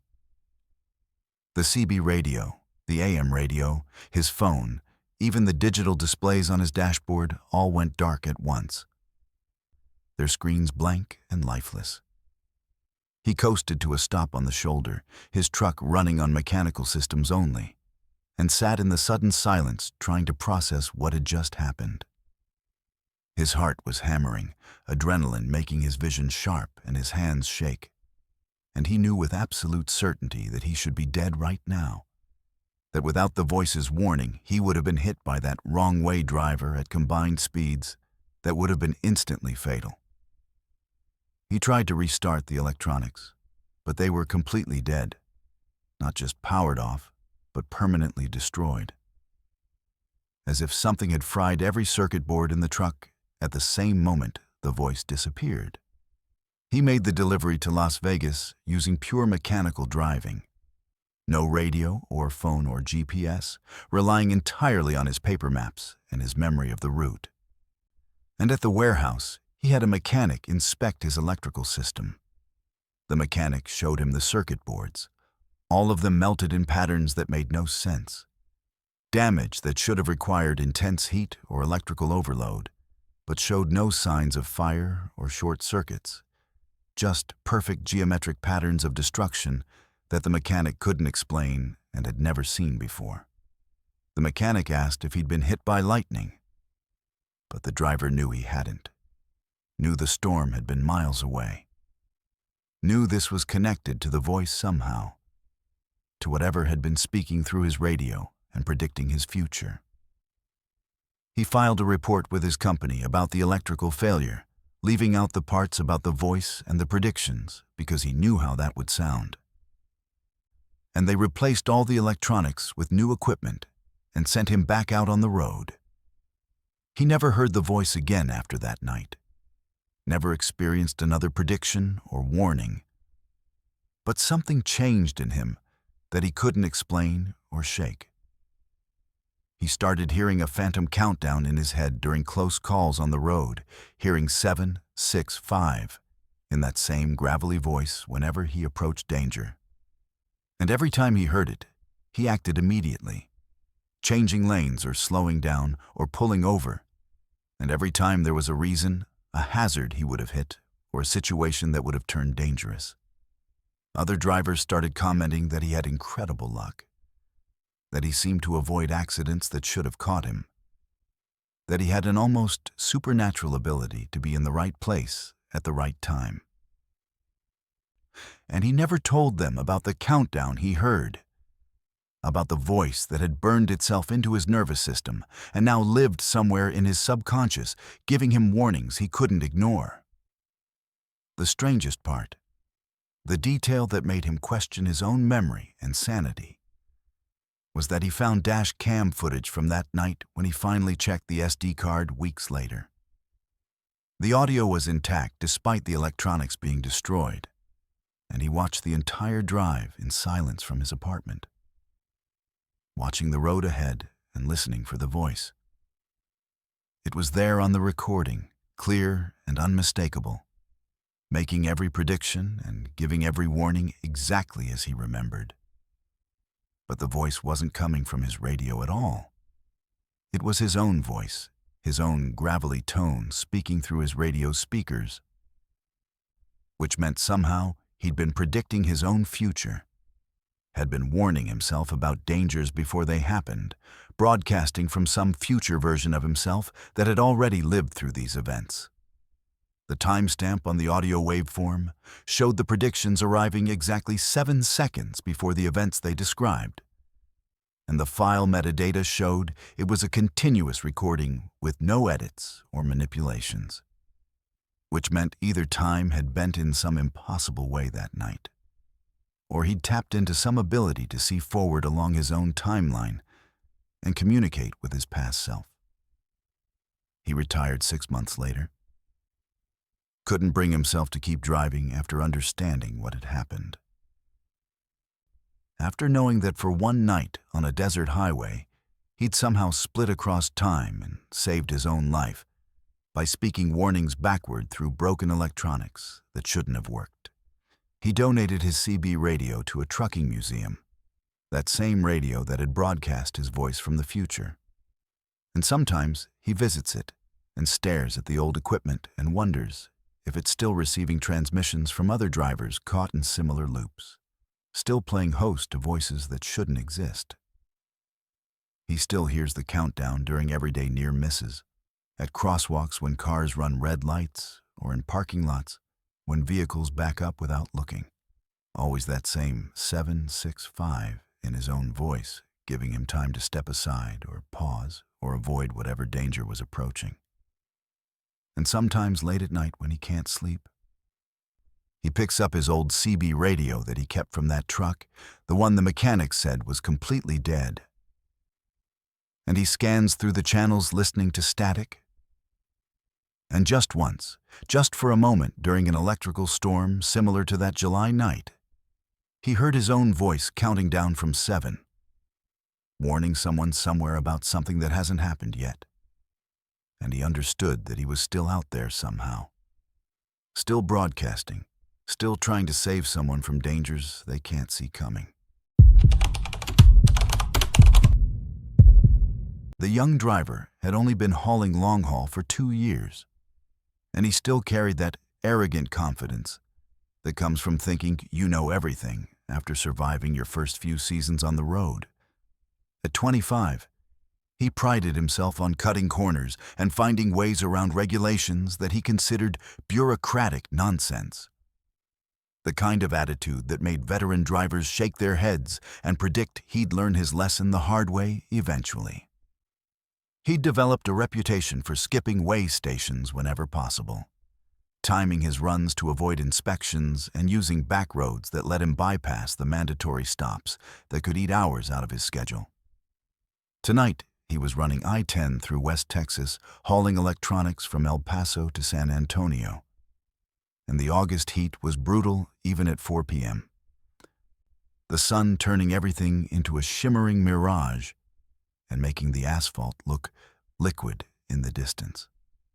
The way station between Van Horn and Sierra Blanca appeared ahead with its mandatory inspection signs lit up, and his first instinct was to look for an exit that would let him avoid it.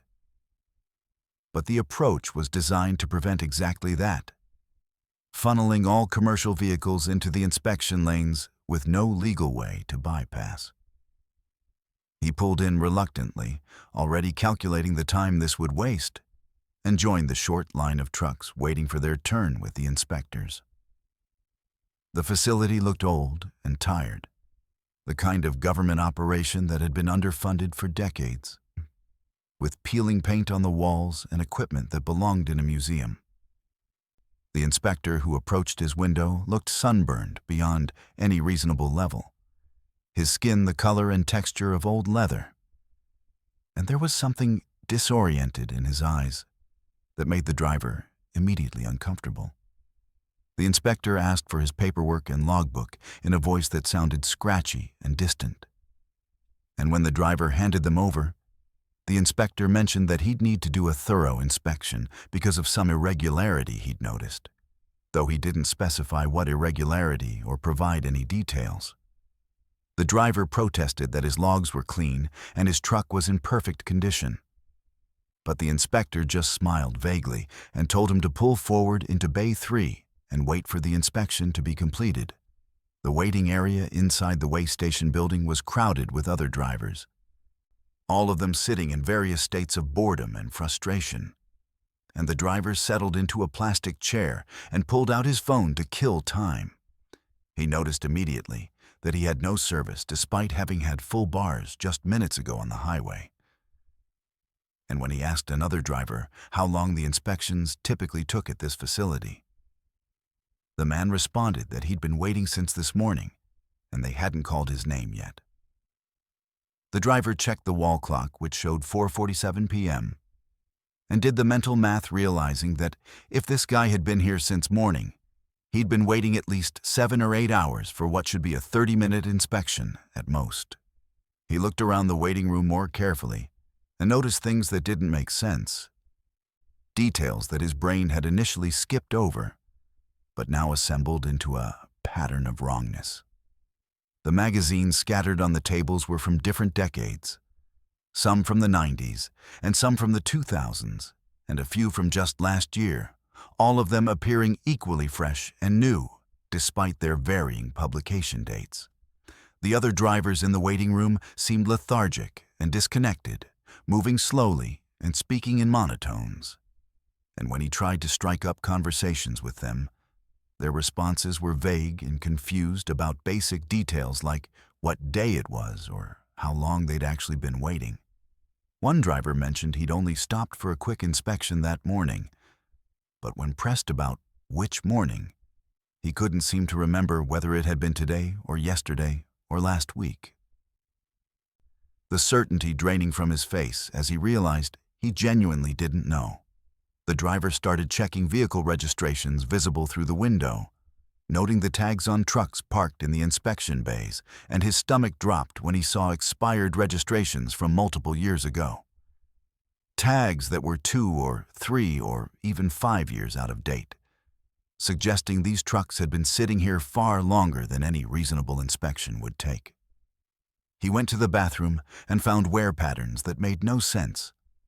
Toilets that looked ancient and heavily used despite the facility supposedly being regularly maintained. Graffiti scratched into the walls with dates going back 30 years, and an overall sense of decay that contradicted the exterior appearance of a functioning government facility. He tried to leave then, walking quickly toward the exit, but found himself intercepted by another inspector who politely but firmly told him he couldn't leave until his inspection was complete, that it was regulations, that he needed to wait for his name to be called. The driver argued that he'd been waiting for over 2 hours now, according to his watch, though the wall clock had barely advanced 20 minutes, and the inspector just smiled that same vague smile and guided him back toward the waiting area with a grip that was stronger than it looked. He pulled out his phone again and tried to call his dispatcher, his girlfriend, anyone. But the phone showed no service, despite being a modern device that should work anywhere along this major highway. He tried connecting to the way station's Wi-Fi network that was advertised on a sign, but the network didn't exist when he searched for it. And when he asked the front desk about it, the clerk looked at him with confusion, like he'd asked about something that had never been offered. The other drivers weren't just lethargic, he realized. They were trapped, some of them potentially for years based on the dates in their logbooks that he glimpsed when looking over shoulders. One driver had entries from 2019, the same date repeated over and over in increasingly shaky handwriting, as if he'd been filling out the same day's log for months or years without realizing it. Another had a calendar marked with X's counting down days, but the calendar was from 2016 and had hundreds of X's covering every available space and then continuing onto the walls and table surfaces around where the driver sat. He approached the oldest-looking driver in the room, a man who seemed more aware than the others, and asked directly what was happening here, why everyone seemed to be stuck indefinitely. The old driver looked at him with eyes that held genuine fear and told him about the accident, about the tanker truck that had exploded at this location in 1994, about how everyone in the way station at the time had died instantly in a fireball that had been visible for miles. The driver backed away, shaking his head, because that couldn't be right. He was alive. He was real. He'd driven in here just hours ago from the modern world with modern trucks and modern technology. But the old driver kept talking, explaining that this place existed in some kind of loop now, that it trapped drivers who came through and convinced them they were just waiting for inspections that would never be completed, that the only way out was to refuse to wait, to walk away despite the inspectors and the rules and the consequences. He said most drivers couldn't do it, couldn't bring themselves to violate the regulations even when faced with the reality that this place wasn't real, that they'd stay here forever, telling themselves they just needed to be patient and their turn would come eventually. The driver looked at his own truck registration visible through the window and saw that it now showed an expiration date from 3 years ago, saw that dust had accumulated on his truck in a pattern that suggested months of sitting idle. And he understood that time worked differently in this place, that every minute here was stealing days or weeks from the outside world.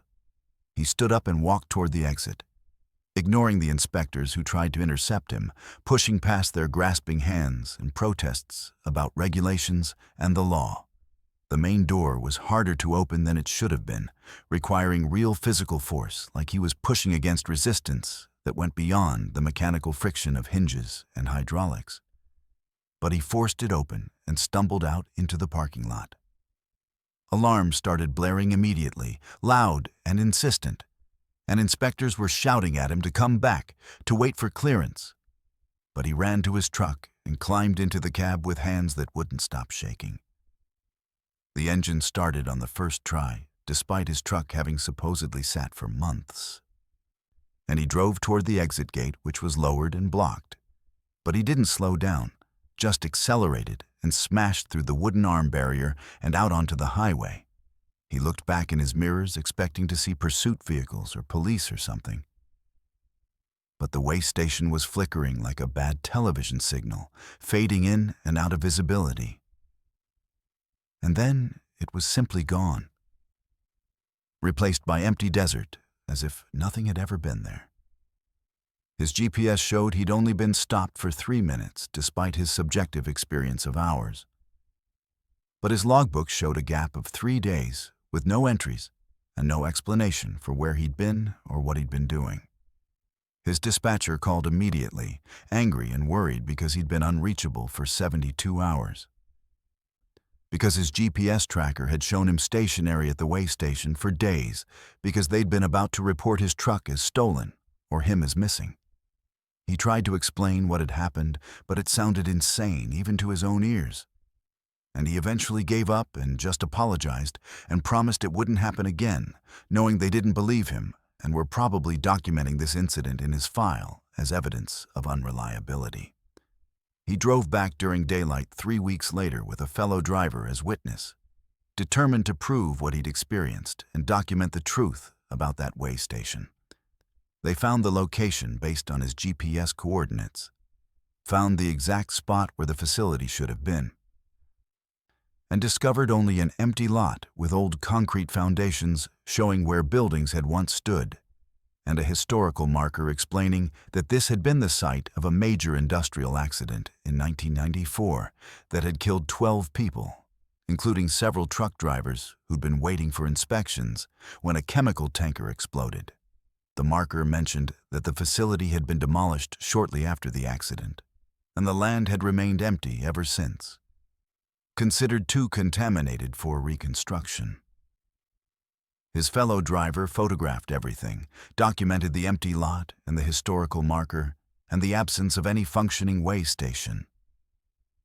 But when they reviewed the photos later, several of them showed ghostly outlines of buildings and trucks in the background, transparent and fading, but unmistakably there. He filed an official report with the Trucking Safety Board describing his experience and warning other drivers about the location. But the report was dismissed as either a hoax or a hallucination caused by fatigue and heat exposure. Other drivers, however, started reaching out to him privately after his story circulated on trucking forums and CB radio channels, telling similar stories about the same location, about being trapped in a way station that shouldn't exist and losing hours or days before managing to escape. Some of them had photographs and logbook entries showing impossible durations and time gaps that couldn't be explained.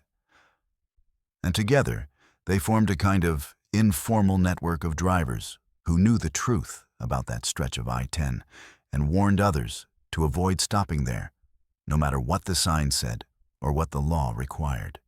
He never skips way stations anymore. Learned his lesson about respecting the systems and regulations that keep drivers safe.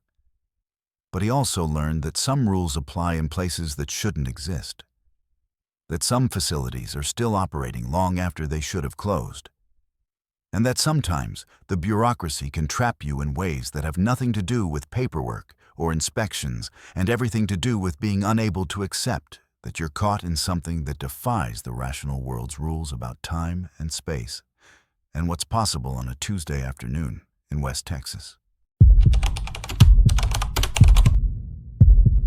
The single mother had been driving trucks for 9 years, taking every high-paying run she could find to support her daughter back home. And when the dispatcher offered her triple the usual rate for a mystery haul with a strict no-questions policy, she didn't hesitate to accept despite every instinct telling her to walk away. At 43, she'd learned that bills didn't pay themselves, and college tuition was only getting more expensive. So she signed the paperwork without reading the fine print, and backed her rig up to a warehouse in Omaha, where men in unmarked uniforms loaded a sealed refrigerated container onto her trailer without speaking to her or making eye contact. The manifest listed the cargo as medical specimens requiring temperature-controlled transport, with delivery instructions to a facility in Lincoln that she'd never heard of and couldn't find listed in any database or map application. The container itself was industrial gray, with no markings except a series of numbers stenciled in black and multiple warning labels about maintaining the cold chain, and absolutely no unauthorized opening under any circumstances. She started the run in mid-December, with temperatures already dropping below zero, the Nebraska landscape frozen and hostile. And she'd been on Route 20 between Valentine and Ainsworth for about 2 hours when she first heard the tapping from inside the trailer. It was faint at first, barely audible over the road noise and the rumble of her diesel engine. But it had a rhythm to it that seemed too deliberate to be cargo shifting or ice forming. A pattern that repeated every few seconds like someone knocking on metal from the inside. She tried to convince herself it was thermal expansion, the container adjusting to temperature changes, or maybe the refrigeration unit cycling on and off. But the tapping continued with that same insistent rhythm that made the hair on her arms stand up. Her CB radio was silent. No other trucks on this lonely stretch of highway to ask about similar experiences. And her phone showed diminishing signal as she drove deeper into the isolated ranch country, where cell towers were sparse and civilization was measured in tens of miles between tiny towns. The tapping evolved over the next hour into something more complex, patterns that almost sounded like Morse code or some other form of communication. And she found herself listening for meaning in the rhythms, even as she told herself she was being ridiculous. The temperature gauge for the trailer showed the refrigeration was working perfectly, maintaining the required -10 degrees. But she could swear she felt warmth radiating through the cab from behind her, as if the cargo was generating heat despite being stored in what should be a frozen environment. Her GPS started acting strange around the 3rd hour, routing her onto roads that didn't match her paper map, suggesting turns that would take her away from her stated destination. And when she ignored the GPS prompts and stuck to her original route, the device started showing her position as somewhere else entirely, placing her on highways hundreds of miles from where she actually was. She received the first text message just after sunset, appearing on her phone with no sender information, just a string of numbers that she realized were coordinates, followed by a simple message. Don't deliver. She deleted it immediately, thinking it was spam or some kind of hack. But another message arrived minutes later with more specific information. Check the cargo. They lied about contents. Her hands tightened on the wheel because nobody should know what she was hauling or where she was going. The entire run was supposed to be confidential and off the books. But someone was clearly tracking her and knew details about her cargo that she didn't know herself. The tapping from the trailer became more insistent, almost frantic, and she could hear what sounded like voices now, muffled and distant, but definitely human. Multiple people speaking over each other in tones that ranged from pleading to angry to terrified. The weight of the trailer started shifting during turns in ways that defied physics. The cargo seeming to move independently of the truck's momentum, sliding to one side when it should have shifted to the other, creating handling problems that made her fighting the steering wheel on every curve. More text messages arrived in rapid succession, each one more urgent. Turn around. They're watching you. Contents are evidence. People are looking for this. And finally, one that made her blood run cold. You're transporting proof of disappearances. She pulled over on a wide shoulder, her heart hammering, and tried to call her dispatcher, but got only a disconnected number message despite having called from this same number dozens of times before. She tried the company's main line and got a recording saying the number was no longer in service. And when she checked the contract paperwork in her folder, She found pages that now showed a company name she didn't recognize and signatures that didn't quite match the ones she remembered signing.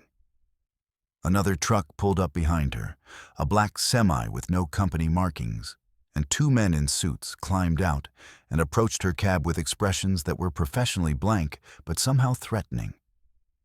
They identified themselves as representatives of the shipping company and asked if she was experiencing any problems with the delivery, and when she mentioned the tapping sounds and the strange text messages, they exchanged glances that confirmed they knew exactly what was happening. One of them suggested she was overtired and perhaps experiencing auditory hallucinations from stress and isolation, offered to take the load off her hands and let her go home with her full payment, plus a bonus for the trouble. But everything about their demeanor screamed danger and deception. She told them she was fine and would complete the delivery as contracted.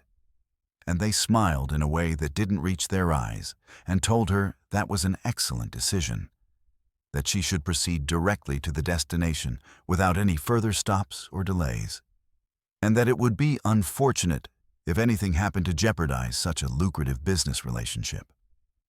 They left and she sat shaking in her cab, understanding now that she was caught in something much larger and more dangerous than a simple transport job, that the cargo in her trailer was important enough for people to threaten her and track her movements, and possibly worse. She made a decision that went against every practical instinct about money and bills and her daughter's future, pulled out her phone, and started filming everything. The sealed container, the warning labels, the manifest with its vague descriptions, the text messages still arriving with their warnings and coordinates.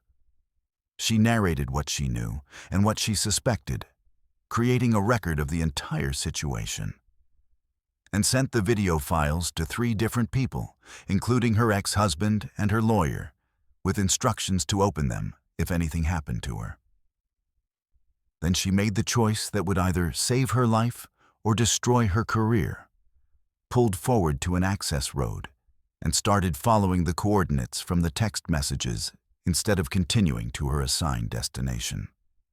The coordinates led her to a small-town police station in Ainsworth, and she pulled into the parking lot with her hazard lights flashing and her trailer still attached, walking into the station and telling the confused desk sergeant that she needed to report suspicious cargo and possible human trafficking or evidence tampering.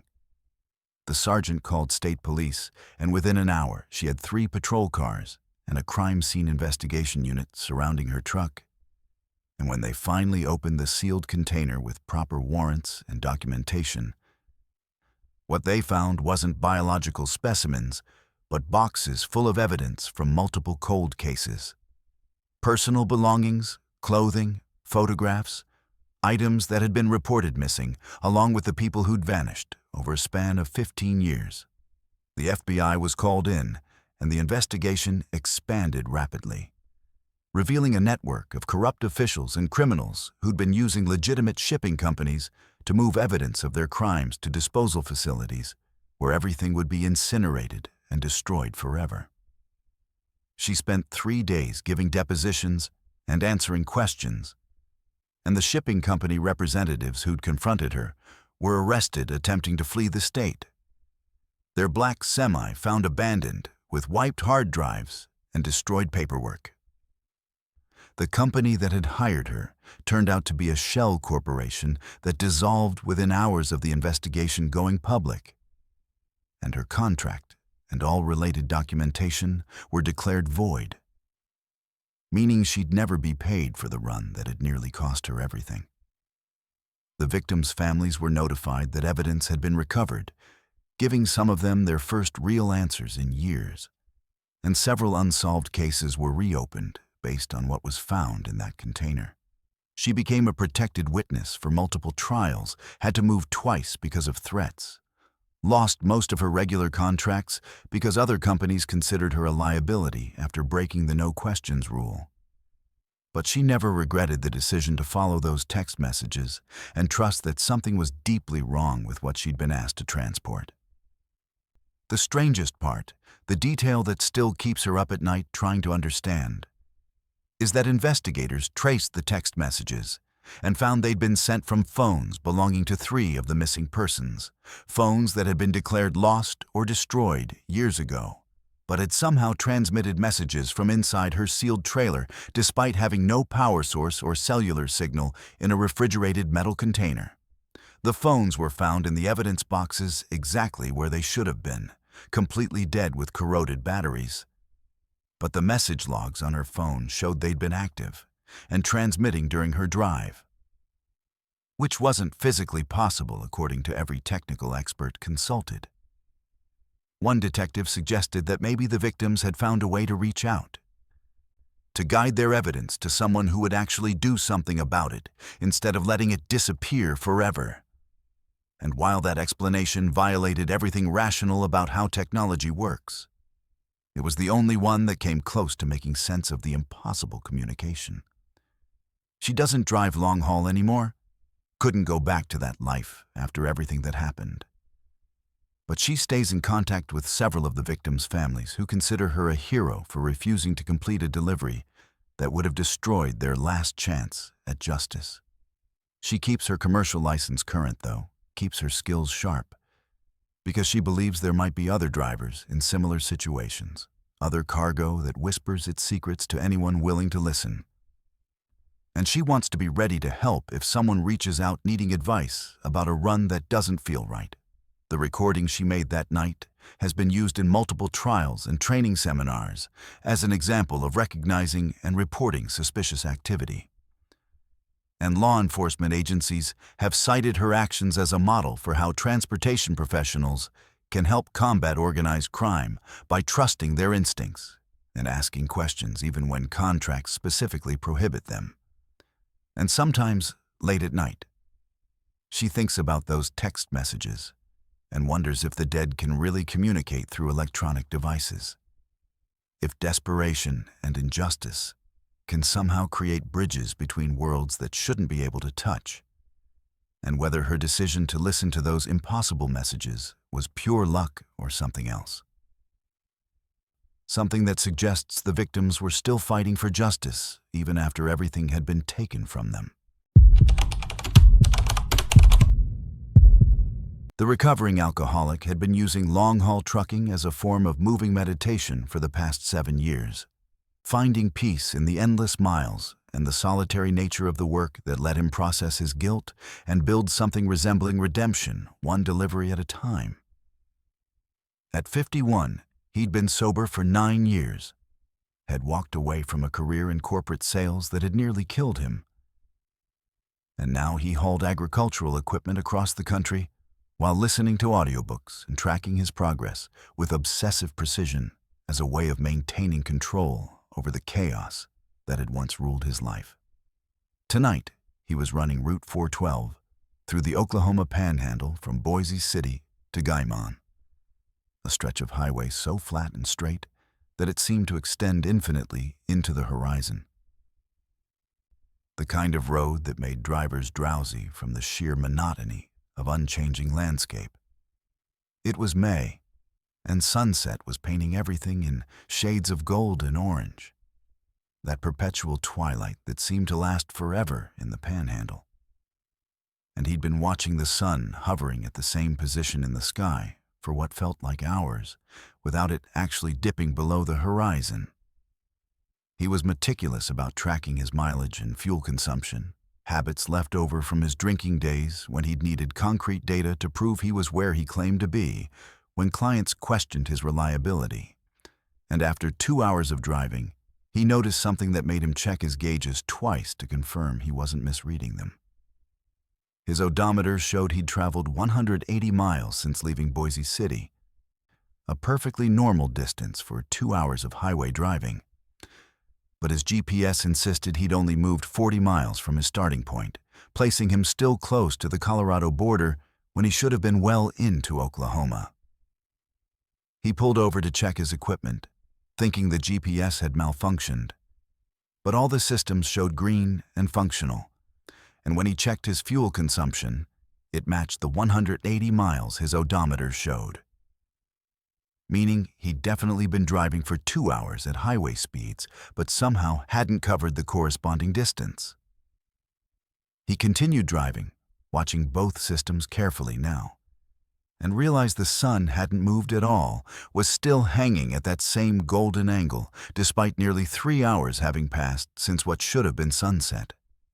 The landscape looked identical in every direction. The same flat fields of wheat stubble, the same scattered oil wells, the same distant farmhouses that never seemed to get closer, no matter how long he drove toward them. He passed an abandoned barn with a distinctive collapsed roof, noted it in his logbook, and kept driving. But 20 minutes later, the same barn appeared on his right side again. Exactly the same angle and distance from the road. He stopped and got out with his camera, photographing the barn and the surrounding landmarks to prove he wasn't imagining things, and then continued driving with growing unease as the same landmarks began appearing repeatedly in a pattern that suggested he was traveling in a loop, despite the road being perfectly straight.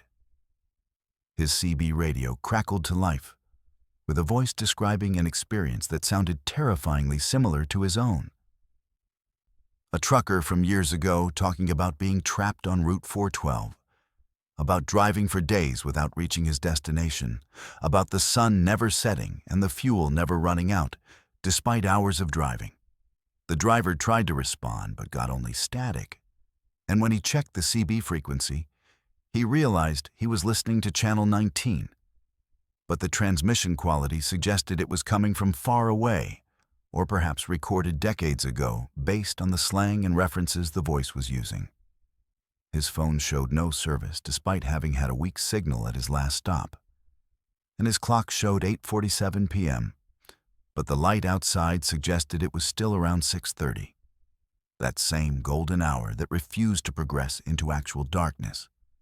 He tried calling his sponsor using the truck's satellite phone, needing to talk to someone who understood the importance of staying grounded and rational during crisis situations. But the call wouldn't connect, showing an error message about being outside service range despite satellite phones working anywhere on the planet. The other voice on the CB was describing the same phenomenon, talking about how the highway seemed to stretch infinitely, how the same landmarks repeated, how time itself seemed broken. And the driver recognized in that voice the same kind of desperation he'd felt during his worst days of drinking, when reality had stopped making sense and he couldn't trust his own perceptions. He made a conscious decision to treat this like sobriety, to take it 1 mile at a time, to focus on what he could control and accept what he couldn't. And he started documenting everything in his logbook with timestamps and odometer readings and descriptions of landmarks. The fuel gauge was the most disturbing anomaly because it never dropped below half a tank no matter how long he drove, as if the truck was somehow returning fuel to itself or time was resetting in ways that affected his equipment but not his memory.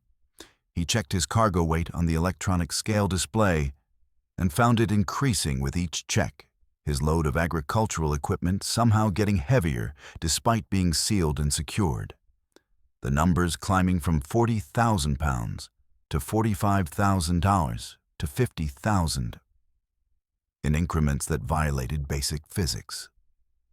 The timestamps on his phone didn't match his truck's clock, didn't match his wristwatch, each device showing different times as if they were running at different rates. And he understood that he'd somehow driven into a place where the normal rules about time and distance had stopped applying. He saw something ahead that made him hit the brakes hard enough to make his cargo shift. A figure standing on the shoulder with its thumbs out. And as he got closer, he recognized himself. Recognized the jacket he was wearing and the way he stood. And he understood with sickening certainty that he was seeing his own future. Seeing himself still trapped on this highway, trying to flag down help that would never come. The figure watched him pass with hollow eyes, and in his rearview mirror, he saw it turn to watch his taillights. And he knew that if he didn't find a way out, he would eventually become that figure, would become the ghost trapped on this endless road, trying to warn other versions of himself. The CB voice was describing the same thing now, talking about seeing himself repeatedly, about understanding that the highway was a loop in time as well as space, and the driver realized he was listening to his own future voice, broadcasting backward through time to warn his present self about what was coming. He thought about the accident then, the fatal DUI crash that had driven him to sobriety, the pedestrian he'd killed because he'd been too drunk to see the crosswalk and too proud to call a cab. He'd served time and made restitution and dedicated his life to making amends. But he'd never truly forgiven himself, had carried that guilt like cargo he couldn't deliver. And he understood suddenly that this highway was making him confront what he'd been running from for 9 years. The figure ahead of him wasn't just himself. It was the person he'd killed, standing on the shoulder the same way they'd been standing in that crosswalk, thumb out, asking for help he'd been too impaired to provide. He stopped the truck right there in the middle of the highway. No other vehicles in sight. And he got out and walked back along the road for exactly 1 mile, counting his steps and speaking his apology aloud to the empty landscape. He confessed everything he'd never said in court or therapy or the countless AA meetings where he'd told a sanitized version that left out the worst parts. He described how he'd known he was too drunk to drive, but had convinced himself he could make it. How he'd seen the figure in his headlights and swerved too late. How he'd sat in his car for 30 seconds considering whether to flee before finally calling 911. He talked about the years since, about rebuilding a life on the foundation of that death, about whether anything he'd done since was enough to balance those scales, or if he'd spend the rest of his life owing a debt that could never be repaid.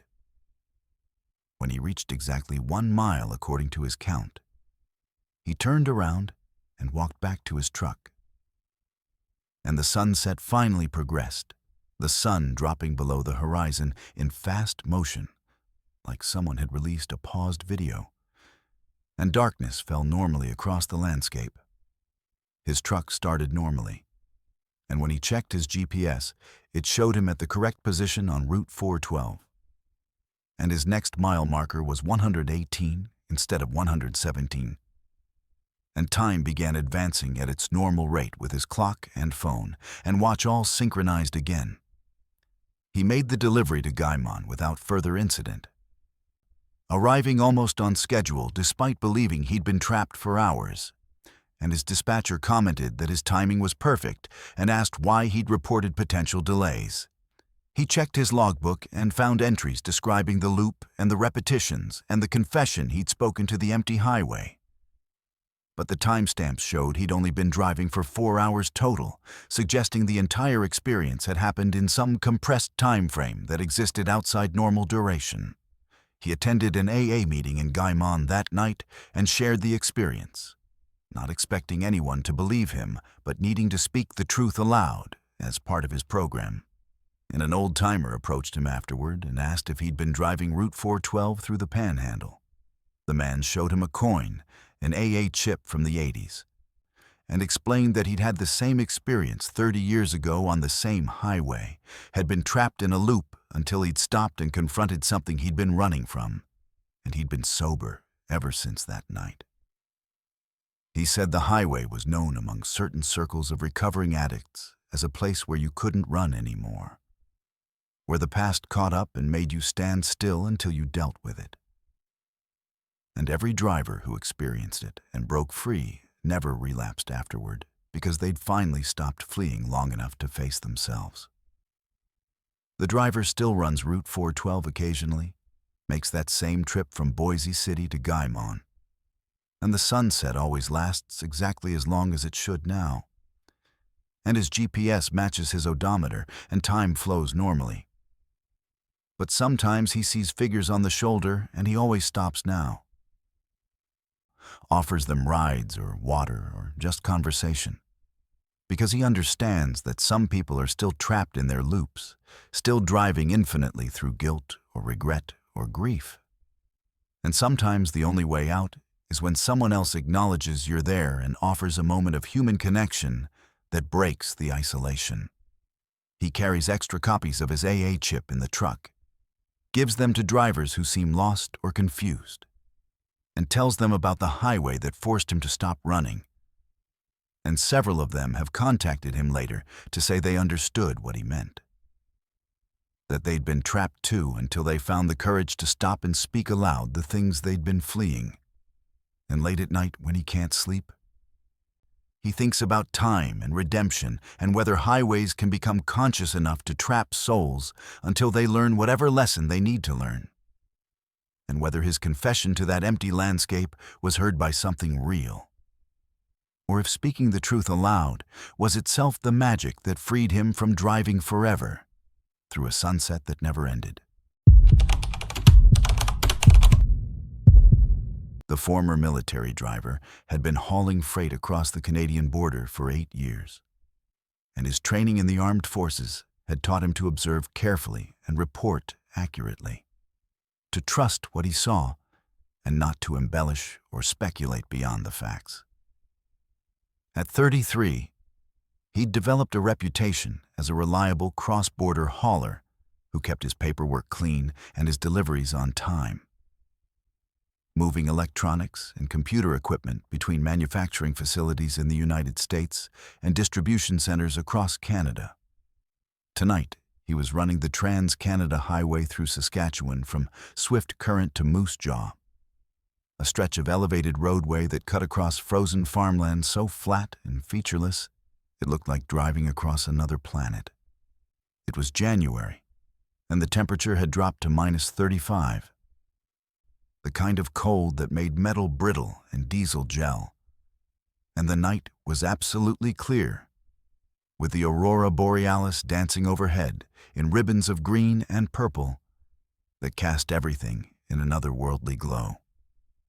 He first noticed the lights in his rearview mirror about 20 miles east of Swift Current, a pair of headlights that appeared suddenly as if another truck had materialized directly behind him on the empty highway. He watched them for several minutes, noting that they maintained exactly the same distance regardless of his speed, matching his acceleration and deceleration with precision that seemed unusual, but not impossible. His military training had made him observant about vehicles following him, a habit left over from convoy operations where spacing and formation mattered for safety. So he varied his speed deliberately to see how the lights would respond. When he slowed to 50 miles per hour, the lights slowed identically, and when he accelerated back to 70, they matched him perfectly, never gaining or falling back even slightly, maintaining what looked like exactly a quarter mile of separation. He tried to let them pass by, slowing to 40 and pulling partially onto the shoulder, but the lights slowed proportionally and remained at that fixed distance. And when he accelerated back to highway speed, they matched him again immediately, with no lag time at all. The CB radio was silent, no chatter from other drivers, and when he tried to hail the vehicle behind him, he got no response, just dead air like nobody was listening. The lights were too bright to be normal headlights, too white and intense, and they cast strange shadows inside his cab that moved independently of his own movements, shadows that seemed to twist and elongate in ways that violated normal physics. He tried his phone to call dispatch, but found he had no service despite having had full bars just minutes before, and his GPS started showing interference, the screen flickering and occasionally placing him on completely different highways, hundreds of miles from his actual position. After an hour of this, the two lights suddenly split into 4, then 6, then 8, multiplying in pairs and spreading out to flank his truck on both sides. Moving off the highway and across the frozen farmland with no visible vehicles beneath them, just points of brilliant white light maintaining perfect formation. They moved in synchronized patterns, creating geometric shapes in the air around his truck. And he understood that whatever these were, they weren't following vehicles. weren't anything that could be explained by conventional understanding of headlights or traffic. His hands were steady on the wheel despite the fear creeping up his spine, his military training keeping him focused on maintaining control and gathering information, treating this like a reconnaissance mission, where his job was to observe and survive and report back with accurate details. The lights began responding to his actions instantaneously, not with the slight delay you'd expect from a driver reacting to what they saw ahead, but simultaneously, as if they knew what he was going to do the exact moment he decided to do it. When he thought about changing lanes, they shifted position before he moved the wheel. And when he considered braking, they adjusted their spacing before his foot touched the pedal. And he realized they weren't following his truck, but somehow reading his intentions directly. The CB radio erupted with static that resolved into a humming sound, a deep vibration that he could feel in his chest and teeth. And his compass started spinning wildly, the needle rotating continuously like it couldn't find magnetic north. The temperature gauge inside his cab began climbing despite the heater being set to normal. And he could taste metal in his mouth, a metallic tang like touching a battery to his tongue. The lights converged ahead of him now, 8 brilliant points forming a wall across the highway, and his rational mind screamed at him to stop, to turn around, to do anything except continue driving toward them. But there was nowhere to turn on this elevated highway with its steep shoulders dropping into frozen ditches. He maintained his speed and drove straight toward the light formation, his hands white-knuckled on the wheel and his breathing controlled through sheer force of will. And as he entered the space where the lights hovered, everything went wrong simultaneously. His truck's electrical system died completely, every light and gauge going dark, the engine cutting out. And he coasted forward in absolute silence, with only the aurora overhead providing illumination. The lights were surrounding his entire truck now, close enough that he could see they had depth and structure, not simple points, but complex geometric shapes that rotated and pulsed. And the humming sound intensified until it was almost painful. His truck lifted slightly off the road, just an inch or two, enough that he could feel the loss of traction, the strange floating sensation of being suspended. And his stomach dropped as the entire vehicle rose higher, clearing the asphalt by what felt like several feet. He couldn't see the ground anymore, couldn't see anything except the lights and the aurora overhead. And time seemed to stretch and compress simultaneously, subjective seconds feeling like hours, while objective time raced forward in ways his mind couldn't process. The lights were examining his truck. He understood that somehow, moving around and beneath and through it in patterns that suggested intelligence and purpose. And he sat frozen in his seat, hands still gripping the wheel uselessly, while something beyond his comprehension conducted some kind of inspection or analysis. The humming changed pitch, and the lights moved away all at once, retreating in perfect formation, and his truck dropped back to the highway with a jarring impact that made his cargo shift and his teeth click together. The electrical system came back online immediately, all his gauges lighting up and the engine roaring to life as if it had never stopped. And the lights were gone, simply not there anymore, like someone had flipped a switch and turned off their existence. He sat in the sudden normalcy for several seconds, his heart pounding, his breathing ragged. And then he grabbed his phone, which now showed full service, and took photographs of the highway and the sky and his dashboard, documenting everything he could while the memory was fresh and clear. His GPS showed he'd been stationary for 3 hours, despite his subjective experience of maybe 5 minutes.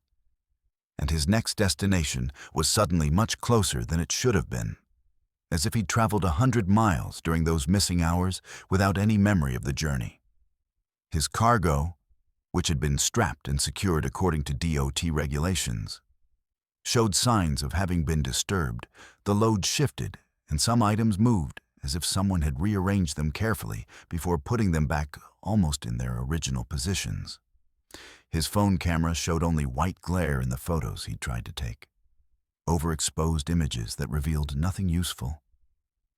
And when he tried to record a voice memo describing the experience, he found his voice wouldn't work. His throat tight and uncooperative, like the words were being prevented from forming. He made it to Moose Jaw and delivered his cargo on time according to the shipping schedule. But his logbook showed a 3-hour gap with no explanation, and his fuel consumption didn't match his GPS route, indicating he'd used far less diesel than the distance suggested he should have. He filed a report with his company describing the experience in clinical detail, using the precise language of military observation reports, and they sent him for a medical evaluation that found nothing wrong beyond elevated stress indicators and some unusual radiation exposure that couldn't be explained by normal occupational sources. The Canadian authorities investigated based on his report and found physical evidence at the location where he'd been stationary. Burn marks on the asphalt in a perfect circle, electromagnetic interference affecting nearby farms' equipment, and unusual radiation readings that were documented by multiple government agencies. Other drivers started reporting similar experiences on that same stretch of highway over the following months, describing lights that followed and surrounded their trucks, missing time periods, electrical failures, and the same metallic taste and humming sound. The area was designated as an anomaly zone by transport authorities, with warnings issued about potential equipment malfunctions. Though the official explanation focused on electromagnetic disturbances from aurora activity, rather than acknowledging the more disturbing possibility that something was actively interacting with vehicles and drivers in that region. He continued to drive cross-border routes, but never took the Saskatchewan run again, always finding alternative routes that added hours to his schedule. And his company eventually stopped asking why he refused assignments through that corridor. The strangest part, the detail that haunts him more than the lights or the missing time or the physical evidence, is what he found when he finally delivered the cargo and the receiving warehouse did their inspection. 3 items that had been on his manifest were missing entirely. Computer components worth thousands of dollars that had definitely been loaded in the United States, but were simply gone by the time he arrived in Canada. The sealed container showed no signs of being opened. The customs seals were intact, and security cameras at both ends showed his truck never stopping or being accessed during the journey. The missing items were never recovered, never explained, and when he tried to report the theft, investigators found that those specific items had no record of ever existing, no manufacturing numbers or shipping documentation beyond his manifest, like they'd been erased from all databases after being loaded onto his truck. He keeps a radiation detector in his truck now, monitors it constantly during runs, and it has spiked exactly twice since that January night. Both times in remote areas with no visible source of radiation, and both times he immediately changed routes and reported his position to dispatch. He's connected with other drivers through online forums who've had similar experiences, and they've compared notes and found patterns. The encounters tend to happen on elevated highways through flat terrain, during clear nights when the aurora is visible, and often involve electronics cargo or sensitive equipment. Some drivers believe they're being targeted for cargo theft using technology that's beyond current human capability, while others think the lights are some kind of natural phenomenon that science hasn't explained yet. But all of them agree that the experiences are real and documented and increasingly common in certain corridors. He still drives professionally, still maintains his spotless record and his reputation for reliability. But now he carries a camera system that records continuously from multiple angles, and he's collected footage from dozens of runs, showing anomalous lights in the distance, electrical interference, and compass malfunctions that correspond with geographic locations other drivers have reported. The footage has been analyzed by investigators and researchers, and while no definitive conclusions have been reached, the evidence strongly suggests that something is operating on remote highways, something that interacts with trucks and drivers in ways that leave physical traces but resist conventional explanation. And late at night, when he's driving through empty country under clear skies, he watches his mirrors carefully and listens to his CB radio and keeps his radiation detector where he can see it, because he knows the lights are still out there, still following trucks and examining cargo and leaving drivers with missing time and unanswerable questions about what really travels the loneliest highways when the rest of the world is asleep.